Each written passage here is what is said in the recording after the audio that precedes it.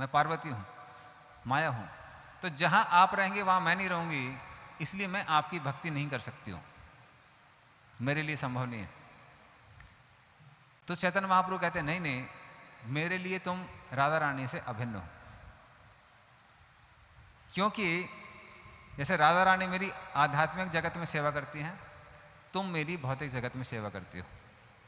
जीव गोस्वामी भी तत्व संदर्भ में लिखते हैं, यन नामना नामनी दुर्गा हम गुड गुड वती हम यद वैभाव महालक्ष्मी राधा नित्या पराद्वया। तो वो दुर्गा जो इस संसार में महामाया के रूप में आती है, वो आध्यात्मिक जगत में राधा रानी के रूप में। तो माया देवी जो है वो राधा रानी का विस्तार है, और माया देवी का काम एक ही है, जीवों को तब तक पिटाई देते रहना जब तक वो कृष्ण के पास वापस ना चले जाएं। तो काम दोनों का एक ही है, क्या है? कृष्ण से मिलाना है। एक प्रेम देती हैं, दूसरा मार देती हैं, लेकिन काम एक ही है, कृष्ण से मिलवाना, एक ही काम है। तो इस तरह से ये सीमंत द्वीप की कथा आती है जो जीव गोस्वामी बताते हैं। फिर कई कुछ 6वीं शताब्दी में, 6th सेंचुरी में, 6वीं 7वीं शताब्दी में, तो एक समय ऐसा आया जब जगन्नाथपुरी में एक यवन राजा या फिर आप बोलिए शासक, उसका आक्रमण हुआ, जिसका नाम था रक्तबाहु। क्योंकि वो ब्राह्मणों के रक्त को पीना वाला पसंद करता था, इसलिए उसका नाम था रक्तबाहु। तो जब इस रक्तबाहु ने जगन्नाथपुरी में आक्रमण किया, तो जगन्नाथ वो पुजारी के स्वप्न में आए और बोलने लगे कि रक्तबाहु यहाँ आक्रमण कर रहा है और बहुत सारे मंदिरों को वो तोड़ेगा, बहुत सारी विग्रहों को खंडित करेगा। तो वैसे मैं किसी से भयभीत नहीं हूँ, फिर भी मैं अपने भक्तों की प्रसन्नता के लिए कुछ लीला करना चाहता हूँ, तो कृपया करके मुझे यहाँ से दूर लेके जाओ और मेरी रक्षा करो। तो वो भगवान जो सबके रक्षक हैं, वह भी कह रहे हैं हमारी रक्षा करो, ताकि भक्तों को कुछ सेवा मिले। तो उस तरह से जो जगन्नाथ के सेवक हैं, जिनको सबर कहते हैं, सबर जाति के हैं, दैतपति, वो सबके सब जगन्नाथ को यहीं सीमंत द्वीप लेके आते हैं। तो इसी स्थान पर लेके आते हैं। तो ये जो पहला स्थान था, ये पहले इसका नाम राजापुर ही था, क्योंकि यहाँ पे बहुत सारे राजा रहा करते थे, जैसे लक्ष्मण सेन, बल्लाल सेन, बल्लाल देगी अभी भी है वहाँ पर। तो ये सारे के सारे वहाँ राजा रहा करते थे, लेकिन मुस्लिम शासकों के आक्रमण के कारण वो सब उसको छोड़कर चले गए। लेकिन फिर भी उसका नाम अभी भी राजापुर ही है, उसी की वजह से, क्योंकि राजाओं की नगरी है राजापुर। तो सबर जाति के लोग वहाँ पर चुपचाप उनको भगवान को लेके आए, उनको वहाँ स्थापित किया, और वहाँ पर सबर डंगा करके जगह है, सबर डंगा में जाकर रहने लगे। और ये जगन्नाथ का स्थान था, इसको बोलते थे समडंगा, सीमंत से नाम आया होगा, समडंगा। तो यहाँ पे जगन्नाथ को रखते थे, उनकी बहुत पूजा करते थे, और लगभग 146 साल, 146 ईयर्स, तो 146 साल तक जगन्नाथ की सेवा यहाँ सीमंत द्वीप में की गई। तो काफ़ी लंबा समय था। उसके बाद वापस हिंदुओं का शासन हुआ पुरी में, और वहाँ के जो राजा थे, राजा ने उनको वापस पुरी बुलाने के लिए बोला, और फिर जगन्नाथ को वापस पुरी लेके गए सारे भक्त लोग। वापस उनकी स्थापना की, पूजा चालू की। और इस समय शंकराचार्य का प्रभाव भारत में बहुत ज़्यादा था।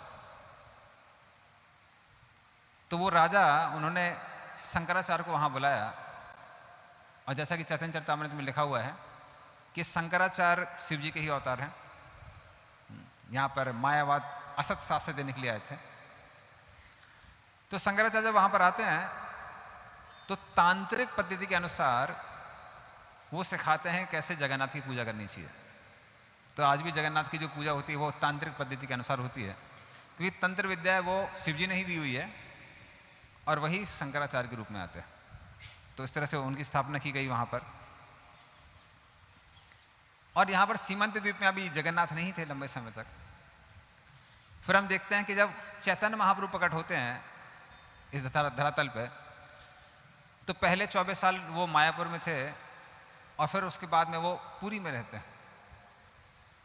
और यहाँ से बंगाल से सारे भक्त लोग पुरी जाया करते थे महाप्रभु से मिलने के लिए रथ यात्रा के पहले। तो 1 महीने जाते थे, लगता था उनको पुरी जाने के लिए। उसके बाद 4 महीना चतुर्मास वहीं पुरी में रहते थे चैतन्य महाप्रभु के साथ, और 1 महीना लगता था वापस आने के लिए। मतलब 6 महीना भक्ति और बाकी 6 महीने अपना अपना व्यवसाय। तो उस समय नवद्वीप में एक भक्त थे जो जगन्नाथ के काफ़ी अच्छे भक्त थे और चैतन्य महाप्रभु के भक्त थे, जिनका नाम था जगदीश गांगुली। तो ये जगदीश गांगुली, इनकी इच्छा थी कि हर साल चैतन्य महाप्रभु से मिलने जाया जाए, लेकिन बूढ़े होने के कारण इनकी नेत्रों की रोशनी चली गई थी, ये अंधे हो गए थे। तो ये जब भक्तों से कहने लगे कि हमको भी पुरी जाना है, चैतन्य महाप्रभु से मिलने जाना है, तो वाकई भक्त कहने लगे देखिए बहुत कठिन होगा आपके लिए जाना, क्योंकि हम लोग सीधे सीधे मार्ग से नहीं जाते हैं, हम लोग शॉर्टकट से जाते हैं। तो कभी कभी हमको वन में से गुजरना पड़ता है, जहाँ बहुत सारी झाड़ियाँ हैं, घने जंगल हैं। तो इसीलिए आप वैसे भी आपकी आंखों की रोशनी चली गई है, तो आपका जाना संभव नहीं है। तो इस तरह से जगदीश गांगुली बहुत ज़्यादा दुखी थे और वो मन ही मन सोच रहे थे मैं कितना अभागा हूँ कि ना ही मुझे जगन्नाथ के दर्शन हो रहे हैं और ना ही गौरांग महाप्रभु के दर्शन हो रहे हैं। तो इस जीवन को, इस शरीर को रखने से क्या लाभ? इससे अच्छा होता है कि मैं आत्महत्या कर लेता हूँ। तो इस तरह से आत्महत्या का मन में विचार रख के जैसे ही वो गंगा में छलांग लगाते हैं, तुरंत क्या होता है, एक बड़ा सा लकड़ी का टुकड़ा आके उनको टकराता है और भगवान उनको बोलते हैं, वैसे उनको पहले ही दर्शन दे देते हैं, कहते हैं कि इससे मेरी विग्रह का निर्माण करो जगन्नाथ बलदेव सुभद्रा, क्योंकि मैं तुमसे सेवा लेना चाहता हूं। अपने भक्तों से सेवा लेने में मुझे बहुत आनंद आता है।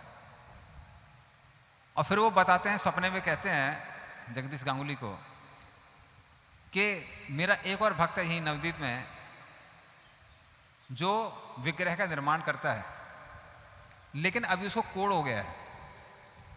तो कोढ़ के कारण वो उसने अपना काम छोड़ दिया है, पर उससे बोलना कि जैसे जैसे मेरी विग्रह का वो निर्माण करेगा कोढ़ ठीक हो जाएगा।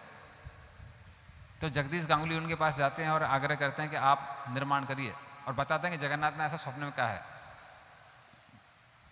तो वो कहने लगे अरे भाई बहुत लंबा समय हो गया है, मैं ये सब नहीं कर पाऊंगा, आप किसी और को देख लीजिए। तो जगदीश गांगुली के कई बार कहने पर भी जब वो मना कर देते हैं, तो जगदीश गांगुली और लोगों के पास जाते हैं कि आप निर्माण करिए जगन्नाथ का। लेकिन जो भी जगन्नाथ का निर्माण करने के लिए जाता था, सबके छेनी हथौड़े सब टूट जाते थे। 1 2 3 4 सबके पास गए, सबके छेनी हथौड़े टूट गए। सब कहने लगे कि अगर जगन्नाथ का मन है कि अपने भक्तों के हाथों से आए तो अपने भक्तों के हाथ से ही आएंगे। वापस जगदीश गांगुली जाते हैं, बोलते हैं देखो सब लोगों ने मना कर दिया है और सब लोग एक ही बात कह रहे हैं कि जब जगन्नाथ ने सपना दिया है तो आपके हाथ से ही आएंगे। तब जाके वो कोढ़ी जो भक्त था वो तैयार हो जाता है, और जैसे जैसे वो जगन्नाथ की विग्रह का निर्माण करना चालू करता है, उसका कोढ़ भी एक एक करके ठीक हो जाता है। और जैसे ही जगन्नाथ बलदेव सुभद्रा वहाँ पर आते हैं, वो पूर्ण रूप से ठीक हो जाता है। और सारे भक्त लोग ना जगन्नाथ की महिमा गाते हैं, जगन्नाथ बलदेव सुभद्रा महारानी की। तो इस तरह से राजापुर में जगन्नाथ बलदेव सुभद्रा प्रकट होते हैं। फिर ये जगदीश गांगुली काफ़ी समय तक उनकी पूजा करते हैं, अर्चना करते हैं, और शरीर छोड़ने के बाद फिर वो भगवत धाम चले जाते हैं। लेकिन जैसा समय व्यतीत होता है, आगे की पीढ़ी जो थी उनकी, वो भगवान की वैसी सेवा नहीं कर पाती है।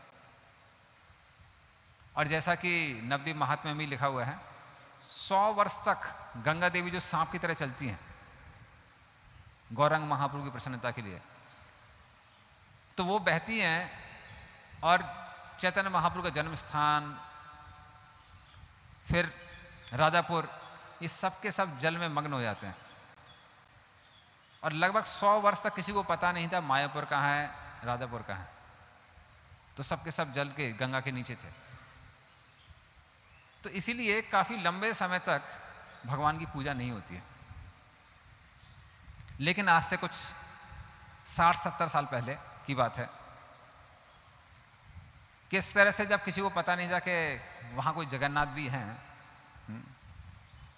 तो वहां पर एक भक्त थे जिनका नाम था जैमिनी घोष। तो जैमिनी घोष वहीं पर पास में रहा करते थे। और एक बार वो साइकिल में जा रहे थे, ज़्यादा पुरानी बात नहीं है। कई लोग बोलते हैं, कहते हैं कि अरे भगवान ने पहले लीला की, अभी लीला क्यों नहीं करते हैं? अभी भी लीला करते हैं, इसलिए मैंने बताया ये सब नज़दीकी की लीला है।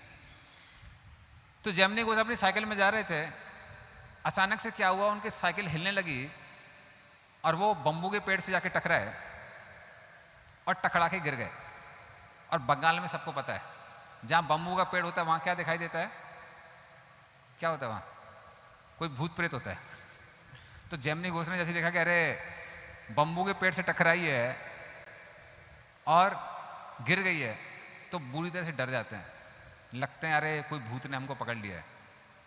तो इस तरह से डर के मारे वो कांपने लगते हैं। उस समय उनको आवाज़ें वहाँ से सुनाई देती हैं, कहते कहाँ जा रहे हो, यहीं पे रहो। तो जैमिनी घोष बोले अरे क्यों परेशान कर दो, हमको छोड़ दो। तो इस तरह से वो बोलते हैं। तो वहाँ से आवाज़ आती है, अरे मैं तुम्हारा मित्र हूँ। तो बोले मित्र है तो साइकिल से क्यों गिरा दिया? मित्र थोड़ा ना साइकिल से गिराता है। तो कहते वाकई में अगर तुम हमारे मित्र हो तो हमारे चाचा के घर हमको वापस भेज दो। वो अपने चाचा के घर में रहा करते थे। तो फिर वो कहते हैं कि ठीक है जाओ। तो इस तरह से जैमिनी वापस अपने चाचा के घर चले जाते हैं।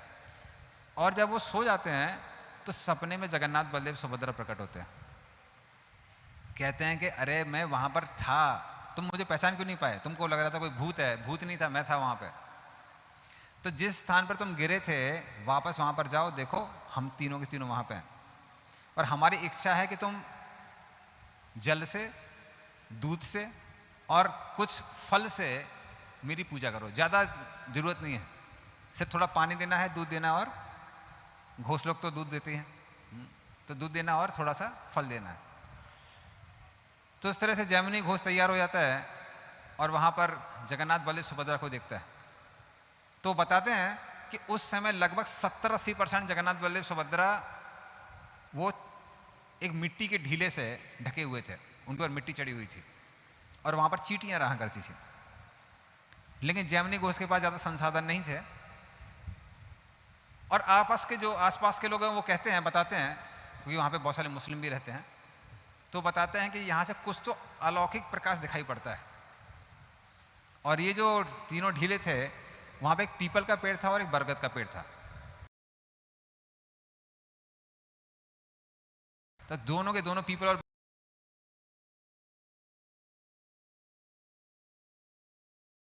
बरगद के पेड़ के बीच में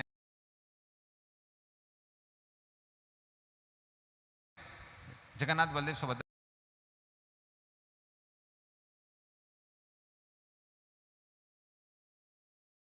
वहां पर सुरक्षित थे।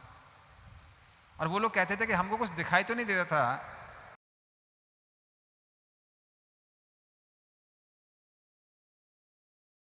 लेकिन यहाँ पे किसी बड़े आदमी के चलने की आवाज आ रही थी कि कोई बड़ा आदमी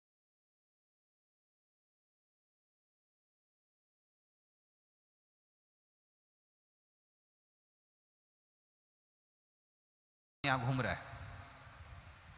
तो जब जैमिनी घोष ऐसे सुनते हैं और भगवान स्वप्न में आए थे, तो जगन्नाथ बलदेव सुभद्रा की वहाँ पूजा करना चालू करते हैं। और जैसे जैसे वो पूजा करते हैं वैसा जगन्नाथ बलदेव सुभद्रा भी मिट्टी के ढीले से अपने आप ही ऊपर आना चालू कर देते हैं।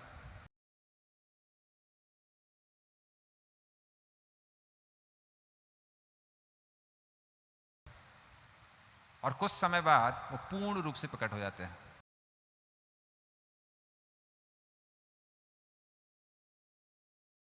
जगन्नाथ बलदेव सुभद्रा महारानी की। तो इस तरह से वो वहां पर प्रकट होते हैं।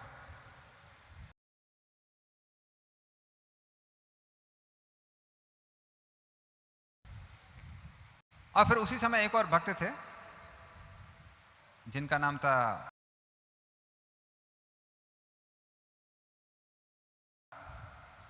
फटिक चैटर्जी, वो भी वहीं के रहने वाले।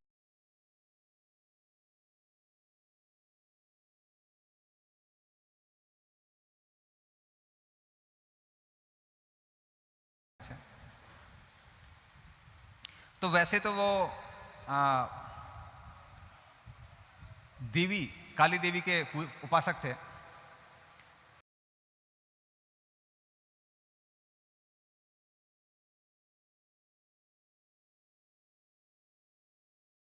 लेकिन साथ साथ में जगन्नाथ बलदेव सुभद्रा की भी पूजा कर दिया करते थे। तो जब 1971 की बात है, सबको पता है बंगाल में 1971 का समय, जब भारत और बांग्लादेश का युद्ध चल रहा था, तो उनकी 6-7 पुत्रियां थी, कोई बोलता है 6 कोई बोलता है 7, तो 6-7 बेटियां थी उनकी, और सारा जो एरिया था वो मुसलमानों से घिरा हुआ था। तो उनको बड़ा टेंशन, उनको लगा कि युद्ध का समय है, बांग्लादेश के साथ युद्ध चल रहा है, तो ईस्ट बंगाल वेस्ट बंगाल तो बगल में है, तो कभी भी कुछ भी हो सकता है। तो उन्होंने निश्चय किया कि हम सब छोड़ छाड़ के कटवा जाएंगे। और यहाँ पर जो आसपास के मुसलमान लोग थे वो कहने लगे आप चिंता मत करिए, हम आपकी सुरक्षा करेंगे, आप यहीं पर रहिए, कहीं मत जाइए। तो फिर वो कहने लगे नहीं नहीं नहीं, बहुत होगी सुरक्षा, इतना रिस्क हम नहीं ले सकते हैं, क्योंकि 1-2 नहीं, इतनी सारी बेटियां हैं हमारी और कोई बेटा है नहीं। तो वो छोड़कर कटवा चले जाते हैं। और जब वो कटवा जाते हैं तो एक दिन अचानक सी बात है कि सारे के सारे मुसलमान लोग आते हैं और दरवाज़ा खटखटाते हैं जोर जोर से, बोलते हैं उठ जाइए उठ जाइए। वो बोले हम दरवाज़ा नहीं खोलेंगे, युद्ध का समय है, कुछ भी गड़बड़ हो सकता है, आपको जो बोलना हो बाहर से बोलिए। तो सारे मुसलमान लोग कहते हैं आप वहाँ पर आइए, हम आपको सुरक्षा देंगे, क्योंकि क्या करें, वहाँ पर ये तुम्हारा जो भगवान है वो जोर से चिल्ला रहा है, बोला भूख लगी कुछ खाने को दो, मेरी पूजा करने वाले खिलाने वाले कहाँ चले गए, सब भाग गए। और वो बोलेंगे अगर ऐसा मैं भूखा रहा तो सबका विनाश कर दूंगा। तो कह रहे हमको बड़ा डर लग रहा है, सबका विनाश से अच्छा है कि हम आपकी सुरक्षा करते हैं, तो आप लोग चिंता मत करिए, अपनी जान पे खेल के हम आपकी परिवार की सुरक्षा करेंगे, आप वापस आ जाइए। तो ये सुन के ये फटिक जो चटर्जी हैं ये वहाँ पर आते हैं, वापस आते हैं और अपने परिवार के साथ में वहाँ रह के जगन्नाथ की सेवा चालू करते हैं। और यहाँ पे वो बताते हैं अपने पुराने दिनों की बात। वो कहते हैं कि उस समय बहुत ज़्यादा उनको दिक्कत हो रही थी उसको मेंटेन करने में। तो किसी तरह से उन्होंने आसपास के जो लोग थे उनसे धन एकत्रित किया, जो टूटा फूटा मंदिर था उसको स्थापित किया, जगन्नाथ बलदेव सुभद्रा को वापस ठीक ठाक करके स्थापित किया। और हमेशा उनको चिंता बनी रहती थी कि जगन्नाथ बलदेव सुभद्रा का मेंटेनेंस कैसे होगा। कह रहे लेकिन आश्चर्य की बात है उस दिन उतनी डोनेशन आती थी जितना उस दिन भोग लगाने के पर्याप्त है। तो इस तरह से सब काम चल रहा था कई सालों से। और फिर वो अपने और भी इंसिडेंसेस बताते हैं। फिर एक बार बताते हैं कि उनकी बेटी की शादी, तो बेटी की शादी के समय कुछ लोग आए, उनको समझ में आ गया था ये लोग चोरी करने वाले लोग हैं, ये लोग चोरी करते हैं, डकैती करते हैं। लेकिन क्योंकि शादी का समय था वो ज़्यादा कुछ बोल नहीं पाए उनको, तो उनको आमंत्रित किया, वहाँ पर रखा। और फिर अचानक से कुछ तो हुआ, 7-8 लोग आपस में बैठे हुए थे, साफ समझ में आ रहा था कि चोर हैं, पर उनमें आपस में झगड़ा हुआ और वो वहाँ से चले गए। और कुछ दिनों बाद वो वापस इनके घर में आते हैं और जोर से फिर दरवाज़ा खटखटाते हैं, कहते हैं हमको आपसे बात करनी है। रात का समय था, फटिक चटर्जी बोले कि हमको आपसे बात नहीं करनी है, बाहर से ही बात करिए। तो वो कहने लगे कि उस दिन हम लोग आपके घर में चोरी करने के लिए आए थे, हमको मालूम था शादी का समय है, कम से कम कुछ सोना तो होता है यहाँ वहाँ, तो हम सोच रहे थे कि आपके यहाँ से सोना को लूट के लेके जाएंगे। लेकिन अचानक से क्या हुआ, हम सबको आपके ऊपर कुछ अलौकिक रोशनी जैसी दिखाई दी, तो हमको लगा कि कुछ तो गड़बड़ है। फिर अचानक से हमारा एक मित्र था वो गुस्सा हो गया, आपस में सब लोगों के झगड़ा हो गया और हम सब लोग वहाँ से चले गए।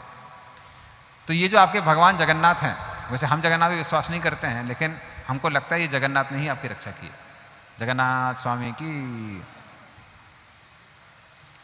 और फिर क्योंकि वो काली की पूजा उपासक भी थे, तो एक बार की बात है कि वो बकरे को लेके आए थे बलि चढ़ाने के लिए, लेकिन बकरा अचानक से गायब हो गया वहां से। तो खोज रहे थे, नहीं मिल रहा था, तो उन्होंने अपनी बेटी को भेजा कि जाके खोज के आओ। तो बेटी थी और बेटी की चचेरी बहन, वो दोनों के दोनों बकरे को खोज रहे थे, पर वो जहां खोज रहे थे उनको जगन्नाथ ही दिखाई दे रहे थे, जगन्नाथ बलदेव सुभद्रा दिखाई दे रहे थे।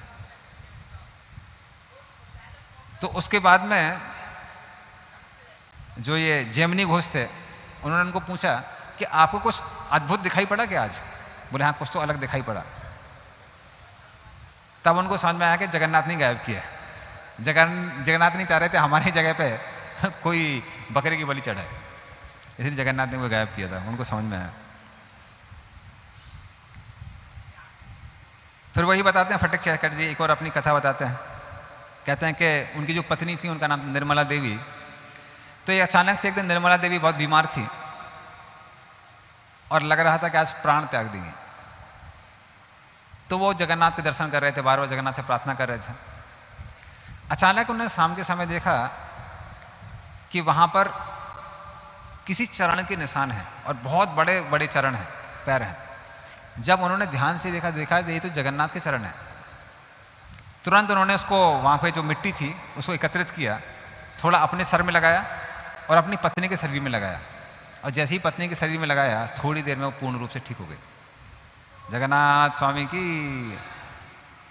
तो इस तरह से वो लीला बताते हैं। और 1978 में परम पूज्य जयपताका स्वामी महाराज जब वहाँ पर नवदीप मंडल परिक्रमा के लिए जा रहे थे, तो 1978 की बात है, तब फटिक चटर्जी ने वहाँ पे देखा कि इतने सारे विदेशी भक्त आए हैं, नवदीप मंडल परिक्रमा कर रहे हैं और ये लोग जगन्नाथ की अच्छे से पूजा कर सकते हैं। तब उन्होंने जयपताका महाराज से आग्रह किया कि आप जगन्नाथ बलदेव सुभद्रा को अपने पास ले लीजिए। और तब से वो इस्कॉन के साथ में है। जगन्नाथ बलदेव सुभद्रा की। तो सब लोग बड़े प्रसन्न हो गए। और जब भक्तों को ये मंदिर मिला तो मंदिर में वो ठीक ठाक काम करने लगे। और उसी समय उन्होंने देखा कि वहाँ पर एक शिवलिंग भी है, क्योंकि शिव जी को क्षेत्रपाल कहते हैं और वो जहाँ जहाँ कृष्ण के और भगवान विष्णु के मंदिर होते हैं, शिव जी उनकी रक्षा करते हैं। लेकिन उस समय शिव जी काफी मिट्टी के अंदर दबे हुए थे। तो एक भक्त को बोला गया था आप शिव जी की पूजा करिए। तो आज भी आप जाएंगे राजापुर में वो शिव जी हैं। तो उस समय एक भक्त थे, उनको लगा कि ये शिव जी नहीं है, ये कोई पत्थर है और हमारे भक्त लोग पागल हैं, किसी की भी पूजा करने लगते हैं। तो उन्होंने क्या किया, उनको जोर से पैर मारा उसको, बोले पत्थर है, शिव जी नहीं है। उसके बाद जैसे ही उन्होंने पैर मारा, जब घर पहुंचे तो देखा कि बेटा बीमार है। तो बेटे को यहां दिखा रहे हैं, वहां दिखा रहे हैं, कहीं ठीक नहीं हो रहे हैं।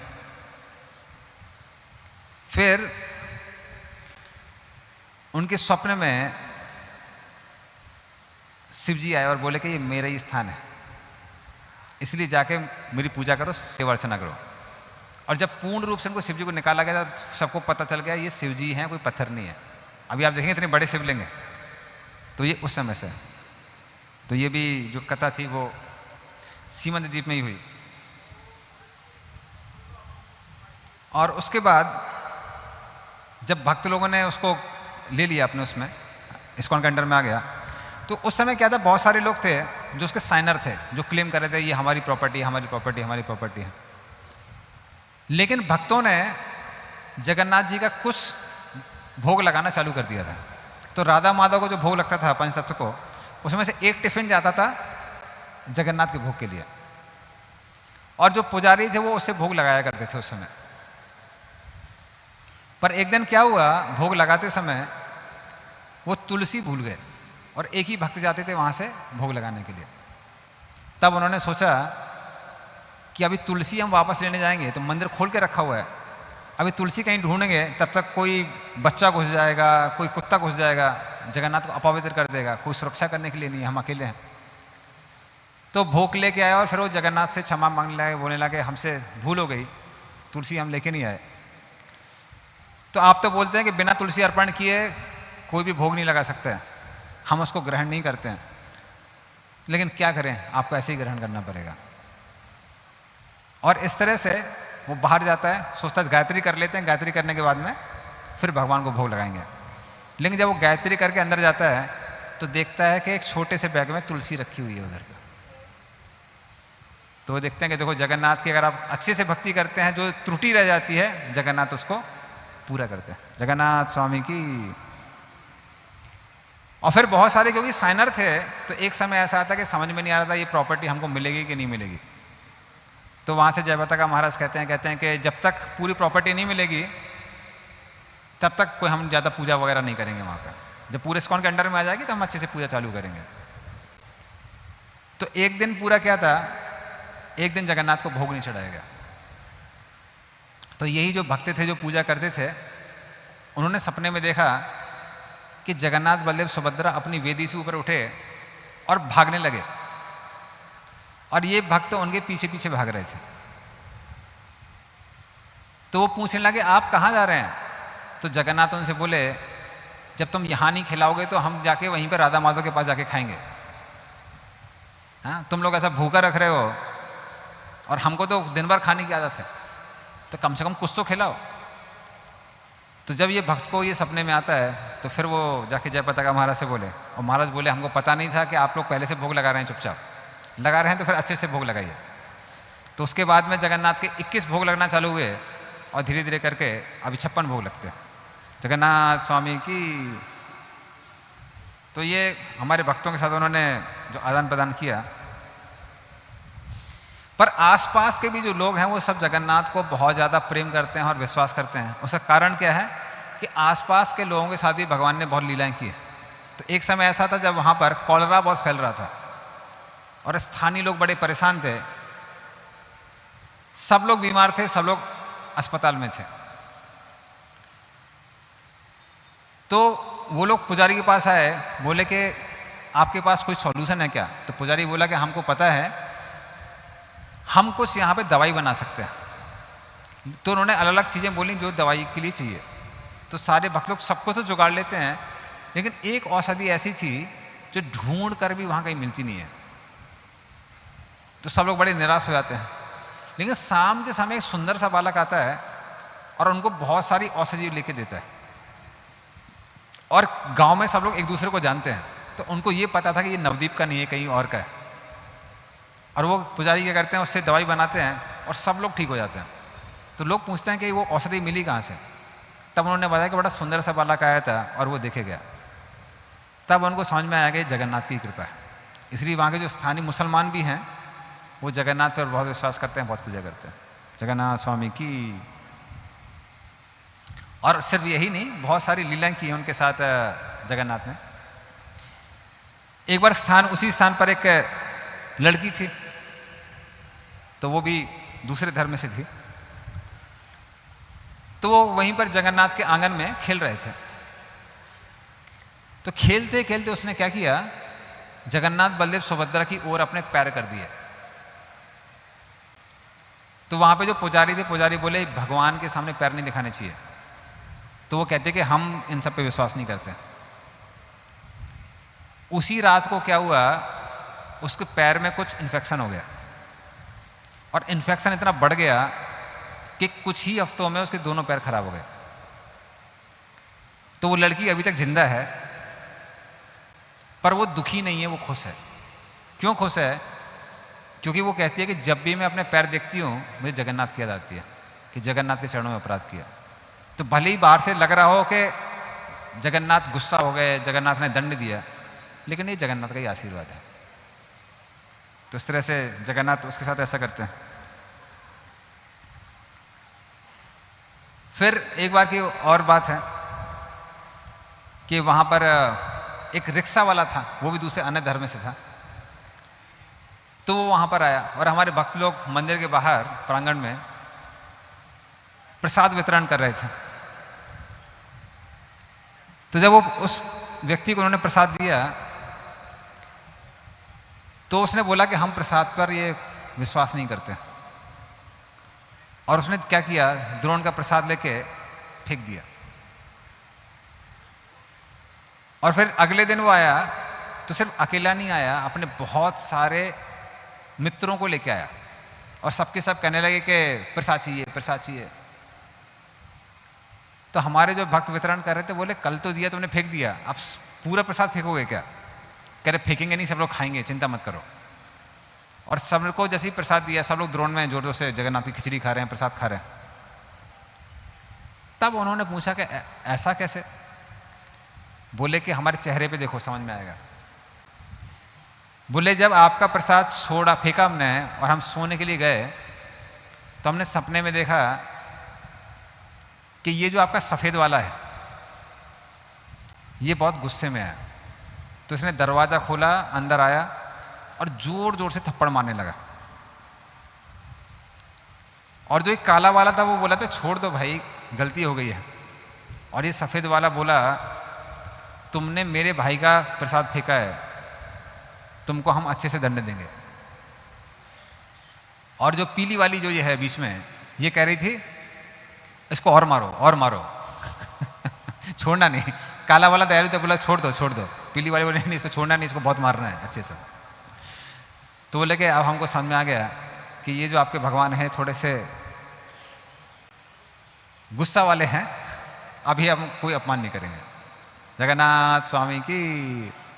तो ऐसा नहीं, भगवान सिर्फ हिंदुओं के भगवान है, भगवान सबके भगवान है, वो जगन्नाथ हैं, सबके नाथ हैं। फिर जो योगपीठ में प्रभुपाद के एक गुरु भाई थे जो समय गौड़िया मठ चला रहे थे, तो वो एक कथा सुनाते हैं कि ये इस्कॉन में जगन्नाथ को कि जब विग्रह मिली उसके पहले की बात है कि वहाँ के जो पुजारी थे जब वो भोग लगा रहे थे तो वो ध्यान से भोग नहीं लगा रहे थे।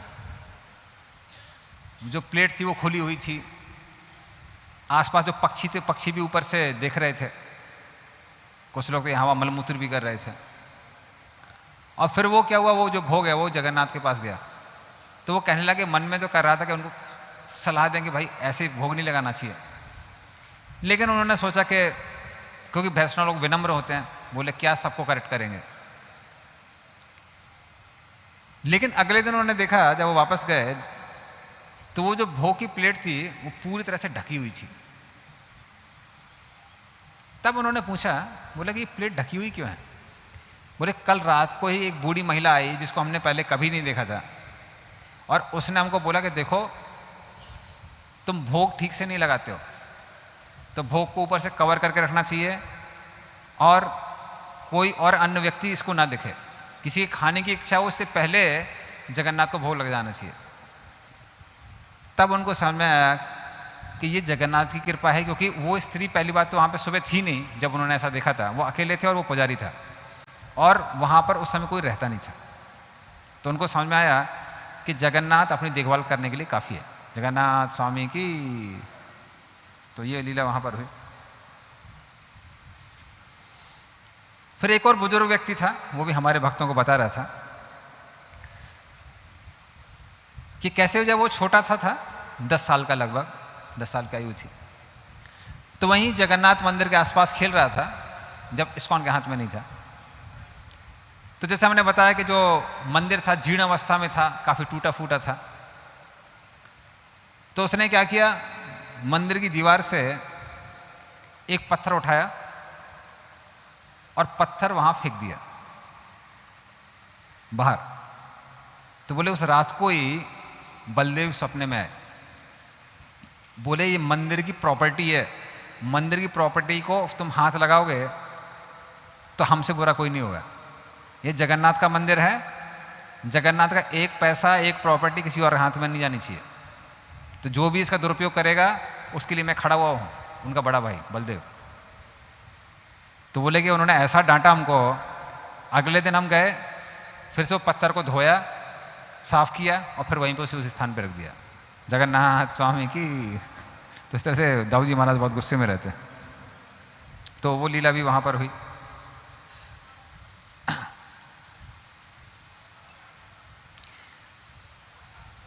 फिर वहाँ पर और भी बहुत सारी लीलाएं हुई हैं, कुछ लीलाएं और बताते हैं। तो वहाँ पे एक बहुत बुजुर्ग स्त्री अभी भी रहती है, मुस्लिम स्त्री। तो वो बता रही थी, कह रही थी कि जब वो छोटी सी थी तो उस समय धीरे धीरे करके उसकी जो आंखों की रोशनी थी, आंखों की रोशनी धीरे धीरे करके कम होने लगी, मंद होने लगी। और वो बार बार कलकटाती थी, दिखाती थी। लेकिन कुछ ही हफ्तों में धीरे धीरे करके इतनी कम हो गई कि वो लगभग अंधी हो गई थी। और उसके पिताजी ने उसको जो भी दवा लगती है, दुआ लगती है, सब कुछ किया, लेकिन कुछ ठीक नहीं हो रहा था। तो फिर वो लड़की, उसके पिता ने सोचा कि कम से कम यहाँ पे जो जगन्नाथ का मंदिर बड़ा प्रसिद्ध है, यहाँ पे दिखाते हैं।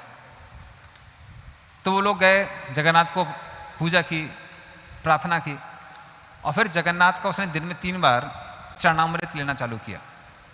कि वहाँ के जो पुजारी थे, पुजारी ने बताया कि चरणामृत में इतनी शक्ति है कि व्यक्ति पूर्ण रूप से रोगों से मुक्त हो सकता है। और क्योंकि किसी तरह से उनको विश्वास आ गया था, तो दिन में 3 बार चरणामृत लेती थी, और कुछ 8-10 दिन में ही उसकी पूरी आंखों की रोशनी वापस आ गई। तो वो बोले कि इसलिए आज तक हम भले ही दूसरे धर्म से हैं, लेकिन आज भी हम जगन्नाथ के मंदिर जाते हैं और जगन्नाथ के दर्शन लेते हैं। जगन्नाथ स्वामी की। तो ये भी लीला वहीं पर हुई। फिर एक बार वहाँ पर कुछ स्टूडेंट्स आए दर्शन करने के लिए। तो उन्होंने बड़ा सुना था जगन्नाथ मंदिर है, जगन्नाथ मंदिर है। ये भी बहुत पुरानी बात है, आज से 50-60 पहले की, 40-50 साल पहले की बात है। तो जब तक वो जगन्नाथ मंदिर आए तो रात का समय हो गया था, और उस समय मायापुर में उतनी बिजली की व्यवस्था नहीं थी। आज से 40-50 साल भी ज़्यादा नहीं थी, और उस समय तो कहने की क्या बात है। तो उस समय एक छोटा सा एक दीपक जलता था। दीपक से जितनी रोशनी होती थी उतनी हो पाती थी। लेकिन जब तक ये लोग स्टूडेंट लोग वहाँ पर पहुँचे तो काफ़ी शाम का, संध्या का समय हो गया था, और स्टूडेंट लोग बड़े दुखी थे। कह रहे इतना हमने सुना था कि जगन्नाथ हैं, दर्शन करने के लिए कम से कम कुछ तो रोशनी होनी चाहिए। तो पुजारी कहने लगा, देखिए भाई, यहाँ कोई बिजली तो है नहीं, और मैं भी गरीब हूँ, जो दीपक है उसी से जगन्नाथ को दिखा सकता हूँ। पर दीपक से ज़्यादा रोशनी नहीं हो रही थी, तो उनको जगन्नाथ बलदेव सुभद्रा के ठीक से दर्शन नहीं हो रहे थे। लेकिन फिर वो जो स्टूडेंट लोग थे वो जगन्नाथ से प्रार्थना करने लगे कि जगन्नाथ कुछ तो व्यवस्था करिए। लेकिन क्या व्यवस्था करें, आसपास कुछ था ही नहीं। फिर पुजारी ने बोला, ठीक है कोई बात नहीं, अभी आरती का समय हो गया। और जब वो आरती करने लगा तो धीरे धीरे पंच प्रदीप के कारण उनको कुछ कुछ जगन्नाथ के दर्शन हुए। लेकिन जैसे ही उस पुजारी ने वो पंच प्रदीप जगन्नाथ के सामने रखा, अचानक से पंच प्रदीप की लौ 9-10 इंच मोटी हो गई। तो आप समझ सकते हैं, लगभग इतनी इतनी लौ हो गई। उसकी वजह से इतनी रोशनी हो गई कि सारे छात्रों को अच्छे से जगन्नाथ बलदेव सुभद्रा के दर्शन हुए। जगन्नाथ स्वामी की। तो कई बार लोग कहते हैं कि भगवान हमारे साथ आदान प्रदान नहीं करते हैं। श्रद्धा के साथ जो भी भगवान के पास जाता है, भगवान आदान प्रदान करते हैं। तो ये लीला भी वहीं पे होती है। फिर कई लोग हैं, जैसे बलराम के बारे में हमने बताया, बलदेव बड़े स्ट्रिक्ट हैं, सामान कुछ यहाँ वहाँ नहीं होना चाहिए। तो एक और बार की बात है कि एक वहाँ पर चोर था। तो जब जगन्नाथ जी के मंदिर का कंस्ट्रक्शन चल रहा था, हमारे भक्त लोग कंस्ट्रक्शन कर रहे थे, तो मार्बल आपने देखा होगा, मंदिर में मार्बल बिछाया हुआ है। तो भक्त लोगों ने मार्बल रखा हुआ था। तो वो क्या करता है, वो चुपचाप मार्बल लेके उसको चोरी करके लेके जा रहा था। जैसे ही वो चोरी करके लेके जा रहा था तो उसने कहीं छुपाया, और रात के समय फिर बलराम जी वहाँ पर आए। और बलराज जी आए और जोर से उसको थप्पड़ लगाए। बोले, हमारे यहाँ से मार्बल चोरी करके लेके जा रहे हो? बोले कि अगर मार्बल चोरी हुआ, इतने सारे छोड़ो जितना तुम लेके गए हो, एक भी मार्बल का टुकड़ा चोरी हुआ, तुम्हारा पूरा परिवार खत्म हो जाएगा। वो डर के मारे अगले दिन आया और सारे भक्तों के सामने मार्बल रखे गया। बोले, बलदेव बड़े भयानक हैं, चोरी नहीं कर सकते यहाँ से। और हमारे एक भक्त थे, साधना सिद्धि प्रभु। तो उनका बेटा भी एक दिन आया, वो रोते रोते आया। तो उन्होंने बोला, बेटे से पूछे, बेटे का नाम दालिम था। तो पूछा क्या हुआ? बोले, बलदेव ने जोर से थप्पड़ मारा है। बोले, थप्पड़ मारे, क्या हुआ? बोले, जो सुभद्रा महारानी है, सुभद्रा महारानी के गहने हमको बड़े अच्छे लग रहे थे, तो हमने सोचा हम थोड़ा लेके खेलते हैं। जैसे ही हम सुभद्रा महारानी के गहने लेने गए, बलदेव ने जोर से जड़ा। तो वो कहने लगे, चलो भगवान की कृपा मिली है। तो इस तरह से भगवान ने बहुत सारे आदान प्रदान करते हैं भक्तों के साथ में। तो ये तो जगन्नाथपुरी की है। क्योंकि 10 मिनट बचे हैं। तो इस्कॉन में जो बहुत सारे भक्त हैं बाहर के भी, तो सिर्फ राजापुर में नहीं, पूरी दुनिया में देखते हैं भगवान उनके साथ आदान प्रदान करते हैं। कभी कभी कुछ लोग देख पाते हैं, कुछ लोग नहीं देख पाते हैं। तो इस्कॉन में रथ यात्रा कैसे चालू हुई, तो उसी भी कुछ लीला है। तो खासकर जब स्थापना की पहली लीला सुनाते हैं, तो प्रभुपाद जब विदेश में गए तो ज़्यादा उनके पास सामान नहीं था। खासकर जब मूवमेंट चालू की तो एक बार उनके पास हनुमान जी की फोटो थी। तो कुछ भक्त लोग पूछ लेंगे प्रभुपाद से कि ये क्या बिल्ली है? प्रभुपाद ने बिल्ली नहीं है, बंदर के रूप में है, पर भगवान राम के अनन्य भक्त हैं। तो भक्तों को कुछ पता नहीं था। एक दिन मालती माता जी वहाँ पर कुछ लेके आई प्रभुपाद के सामने। उन्होंने सोचा कि ये इंडियन स्टोर से है, प्रभुपाद को बहुत पसंद आएगा। प्रभुपाद ने जैसे उसको देखा तुरंत दंडवत प्रणाम किया। तो उन्होंने बोला कि ये कौन है? तो बोले कि ये सफ़ेद वाला है, काला वाला कहाँ है? एक काला वाला होगा, एक पीला वाला होगा। तो मालती माता जी बाद में बताती हैं, बोलते हैं हम लोग तो हिप्पी थे, तो हम लोग कभी कभी चीज़ों को खरीदते नहीं थे, चोरी भी कर लेते थे। तो किसी तरह से हम एक डब्बे में से ये बलदेव लेके आए थे। हमने जब बलदेव तो चोरी कर ली है, अब जगन्नाथ और सुभद्रा कैसे चोरी करेंगे? लेकिन वो किसी तरह से क्या करते हैं, वो जगन्नाथ सुभद्रा भी लेकर शायद इस बार खरीद के लाई होंगे। तो जब वो छोटे छोटे लेके आती हैं तो प्रभुपाद उनसे पूछते हैं, कहते हैं कि इनकी क्या बड़ी बड़े बन सकते हैं? तब श्याम सुंदर प्रभु उन्हीं की बड़ी बड़ी विग्रह बनाते हैं। तो उस तरह से जगन्नाथ बलदेव सुभद्रा पहली बार इस्कॉन में स्थापित होते हैं। और जब स्थापना हो रही थी तो उस समय भक्तों को ज़्यादा पता भी नहीं था।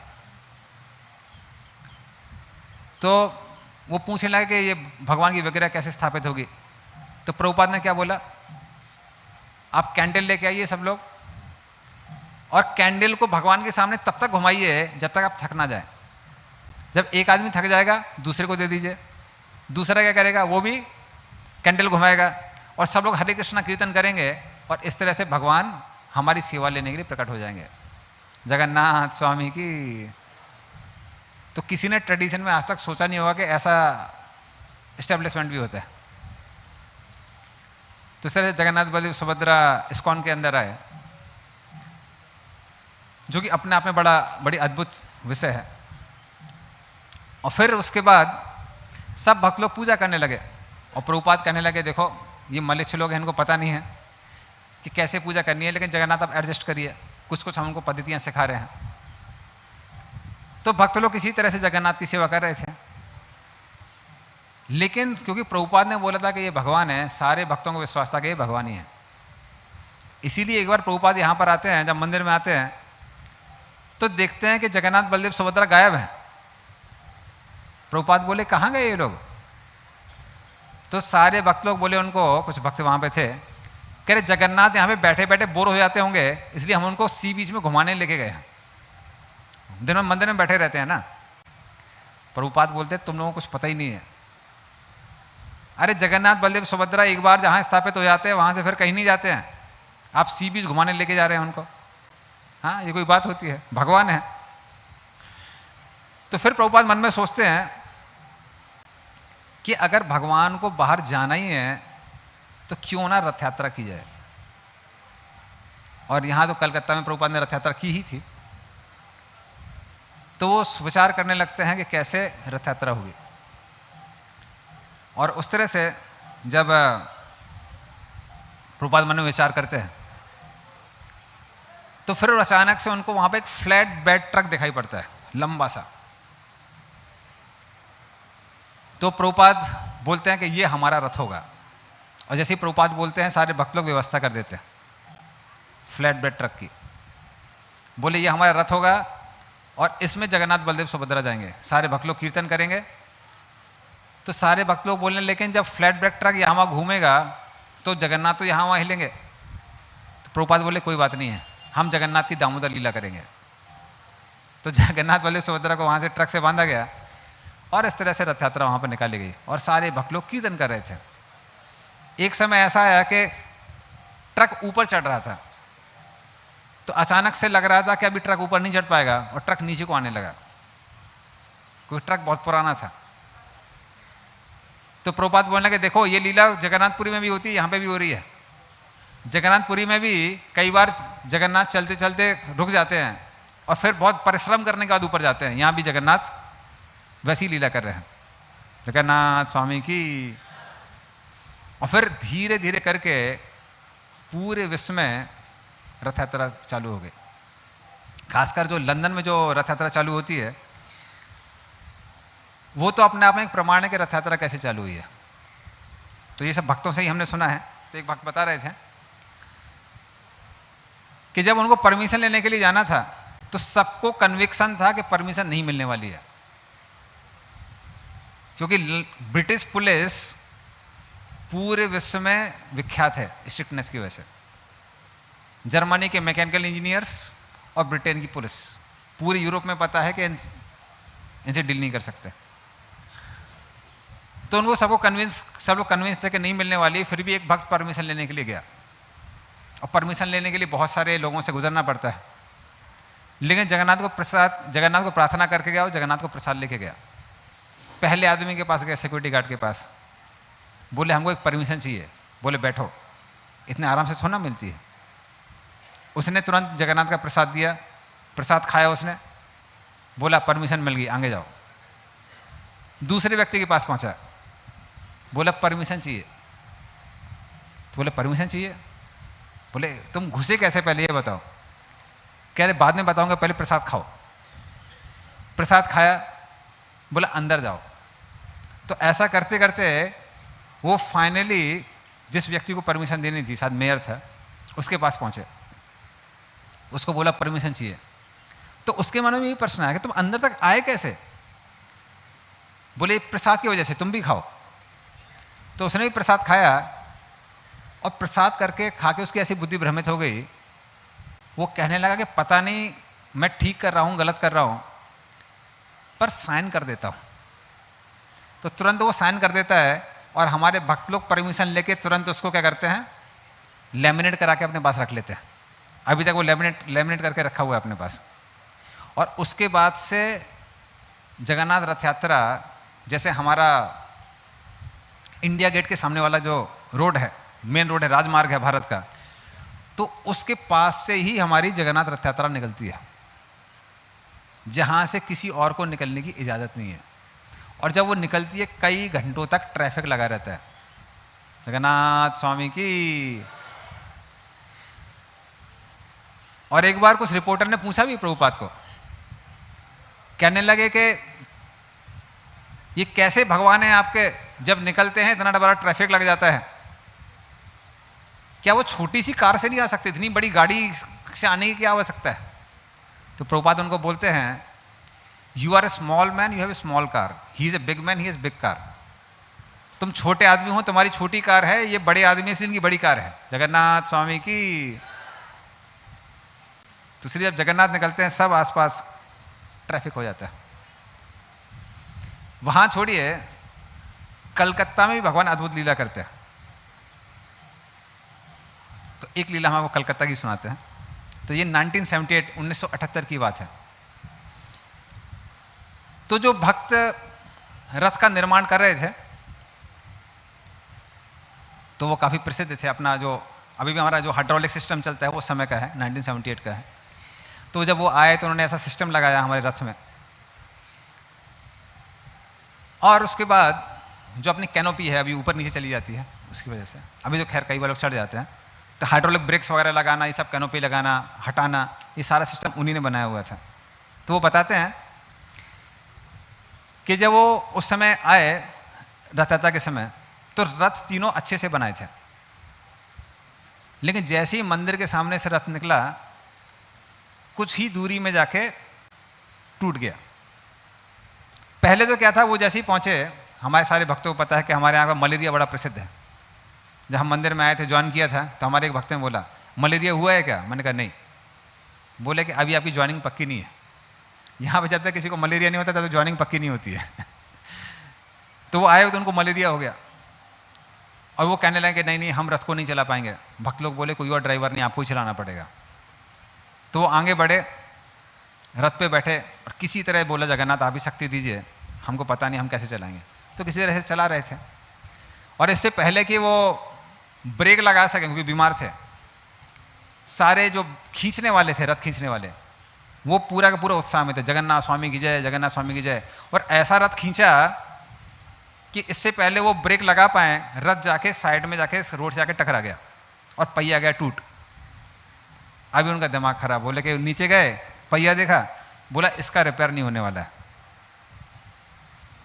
तो फिर उन्होंने क्या किया, वो आए और सीधे जाके, अभी भी जो हमारे भक्तिवेदांत आश्रम की छत है वहाँ पे जाके सो गए, और सब लोग वहाँ इकट्ठा हो गए, सारा जमावड़ा लग गया।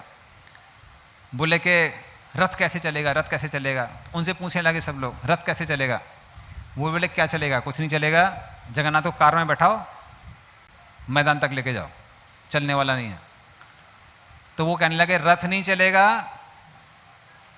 तो लोग भी नहीं चलेंगे, लोग वहीं पे सोएंगे, ये कलकत्ता है, ये आपका विदेश नहीं है। तब वो सोचने लगे, दिमाग लगाने लगे क्या करना चाहिए। तो उस समय जो अन्य भक्त लोग थे वो सबके सब उनसे बोले आपकी बुद्धि थी रथ को बनाने की, अब रथ का पहिया टूट गया है, जगन्नाथ को कैसे लेके जाना है वो भी किसका काम है, आपका ही काम है।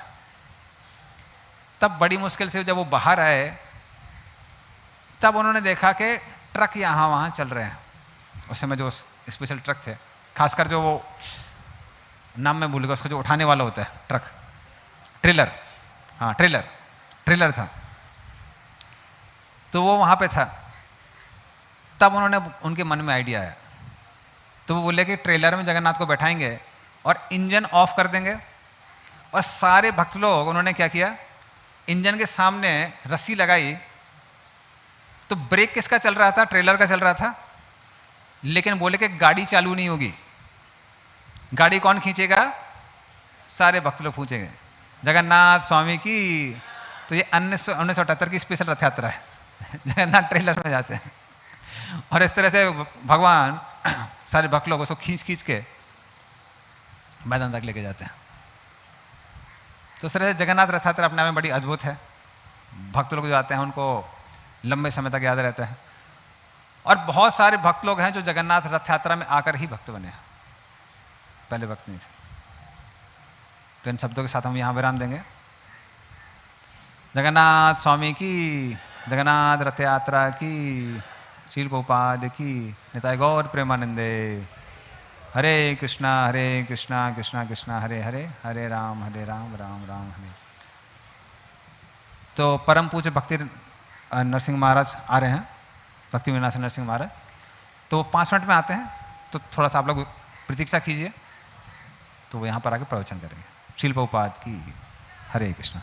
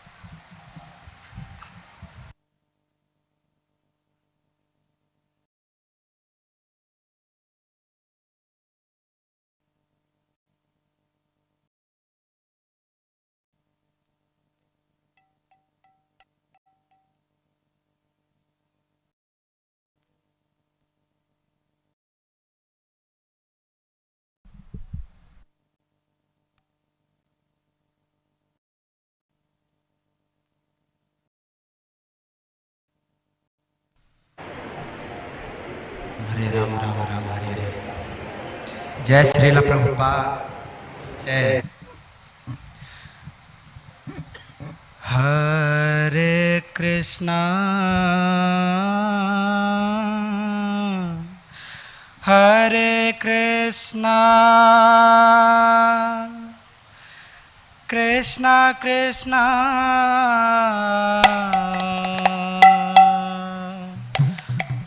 Hare Hare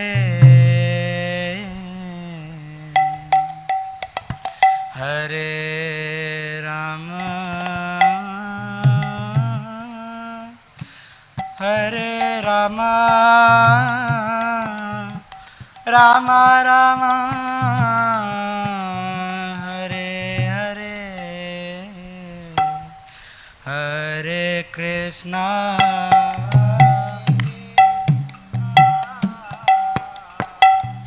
Krishna Krishna Hare Hare Hare Rama Hare Rama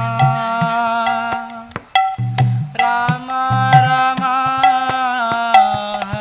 Hare Hare Hare Krishna Hare Krishna Krishna Krishna Hare Hare Hare Rama Hare Rama Rama Rama Hare Hare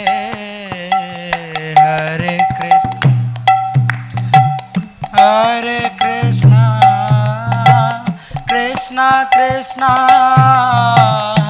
Hare Hare সবাই Hare Rama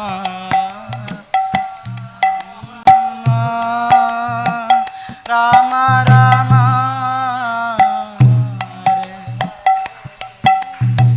Hare Krishna Hare Krishna Krishna Krishna Hare Hare Hare Rama Hare Rama Rama Rama Hare Hare Hare Hare Krishna সবাই Krishna Krishna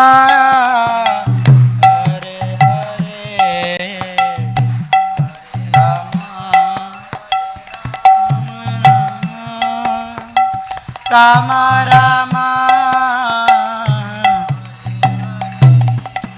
Hare Krishna Hare Krishna Krishna Krishna Hare Hare Hare Rama Hare Rama Rama Rama Hare Hare Hare Krishna Hare Krishna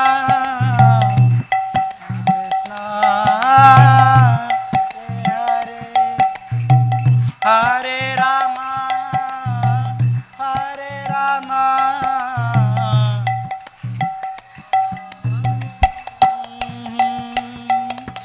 Hare Krishna Hare Krishna Krishna Krishna Hare Hare Hare Rama Hare Rama Rama Rama Hare Hare Hare Krishna Hare Krishna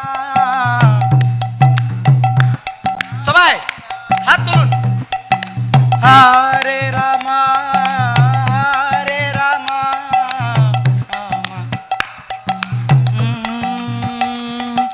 Hare Krishna Krishna Krishna Hare Hare Hare Ram Ram Ram Hare Hare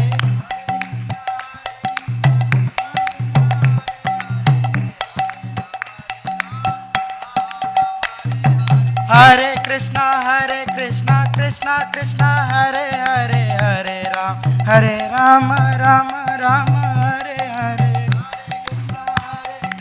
Krishna Krishna Hare Hare Hare Krishna, Krishna Krishna, Hare Hare, Hare Ram, Ram Ram, Hare Hare, Hare Krishna, Krishna, Hare Hare. Jaya Prabhupada, Jaya Prabhupada, Prabhupada, Jaya Prabhupada.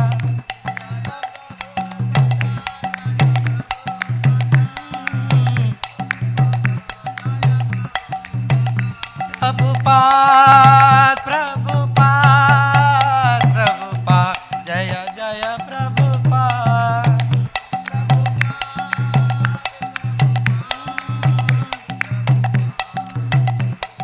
Nitai Gaur Hari Bol, Hari Bol, Hari Bol, Nitai Gaur Hari Bol.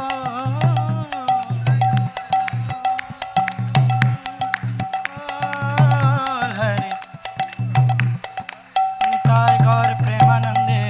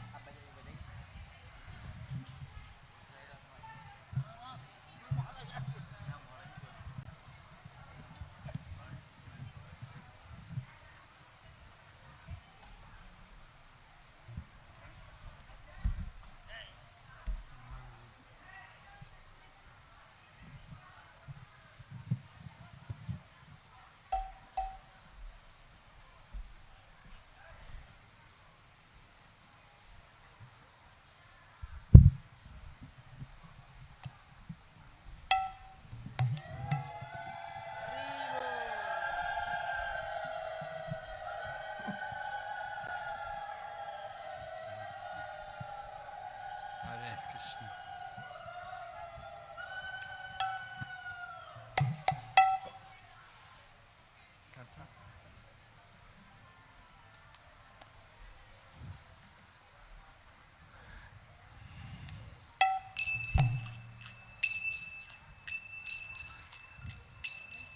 Jaya Radha Madhava Kunja Bihari.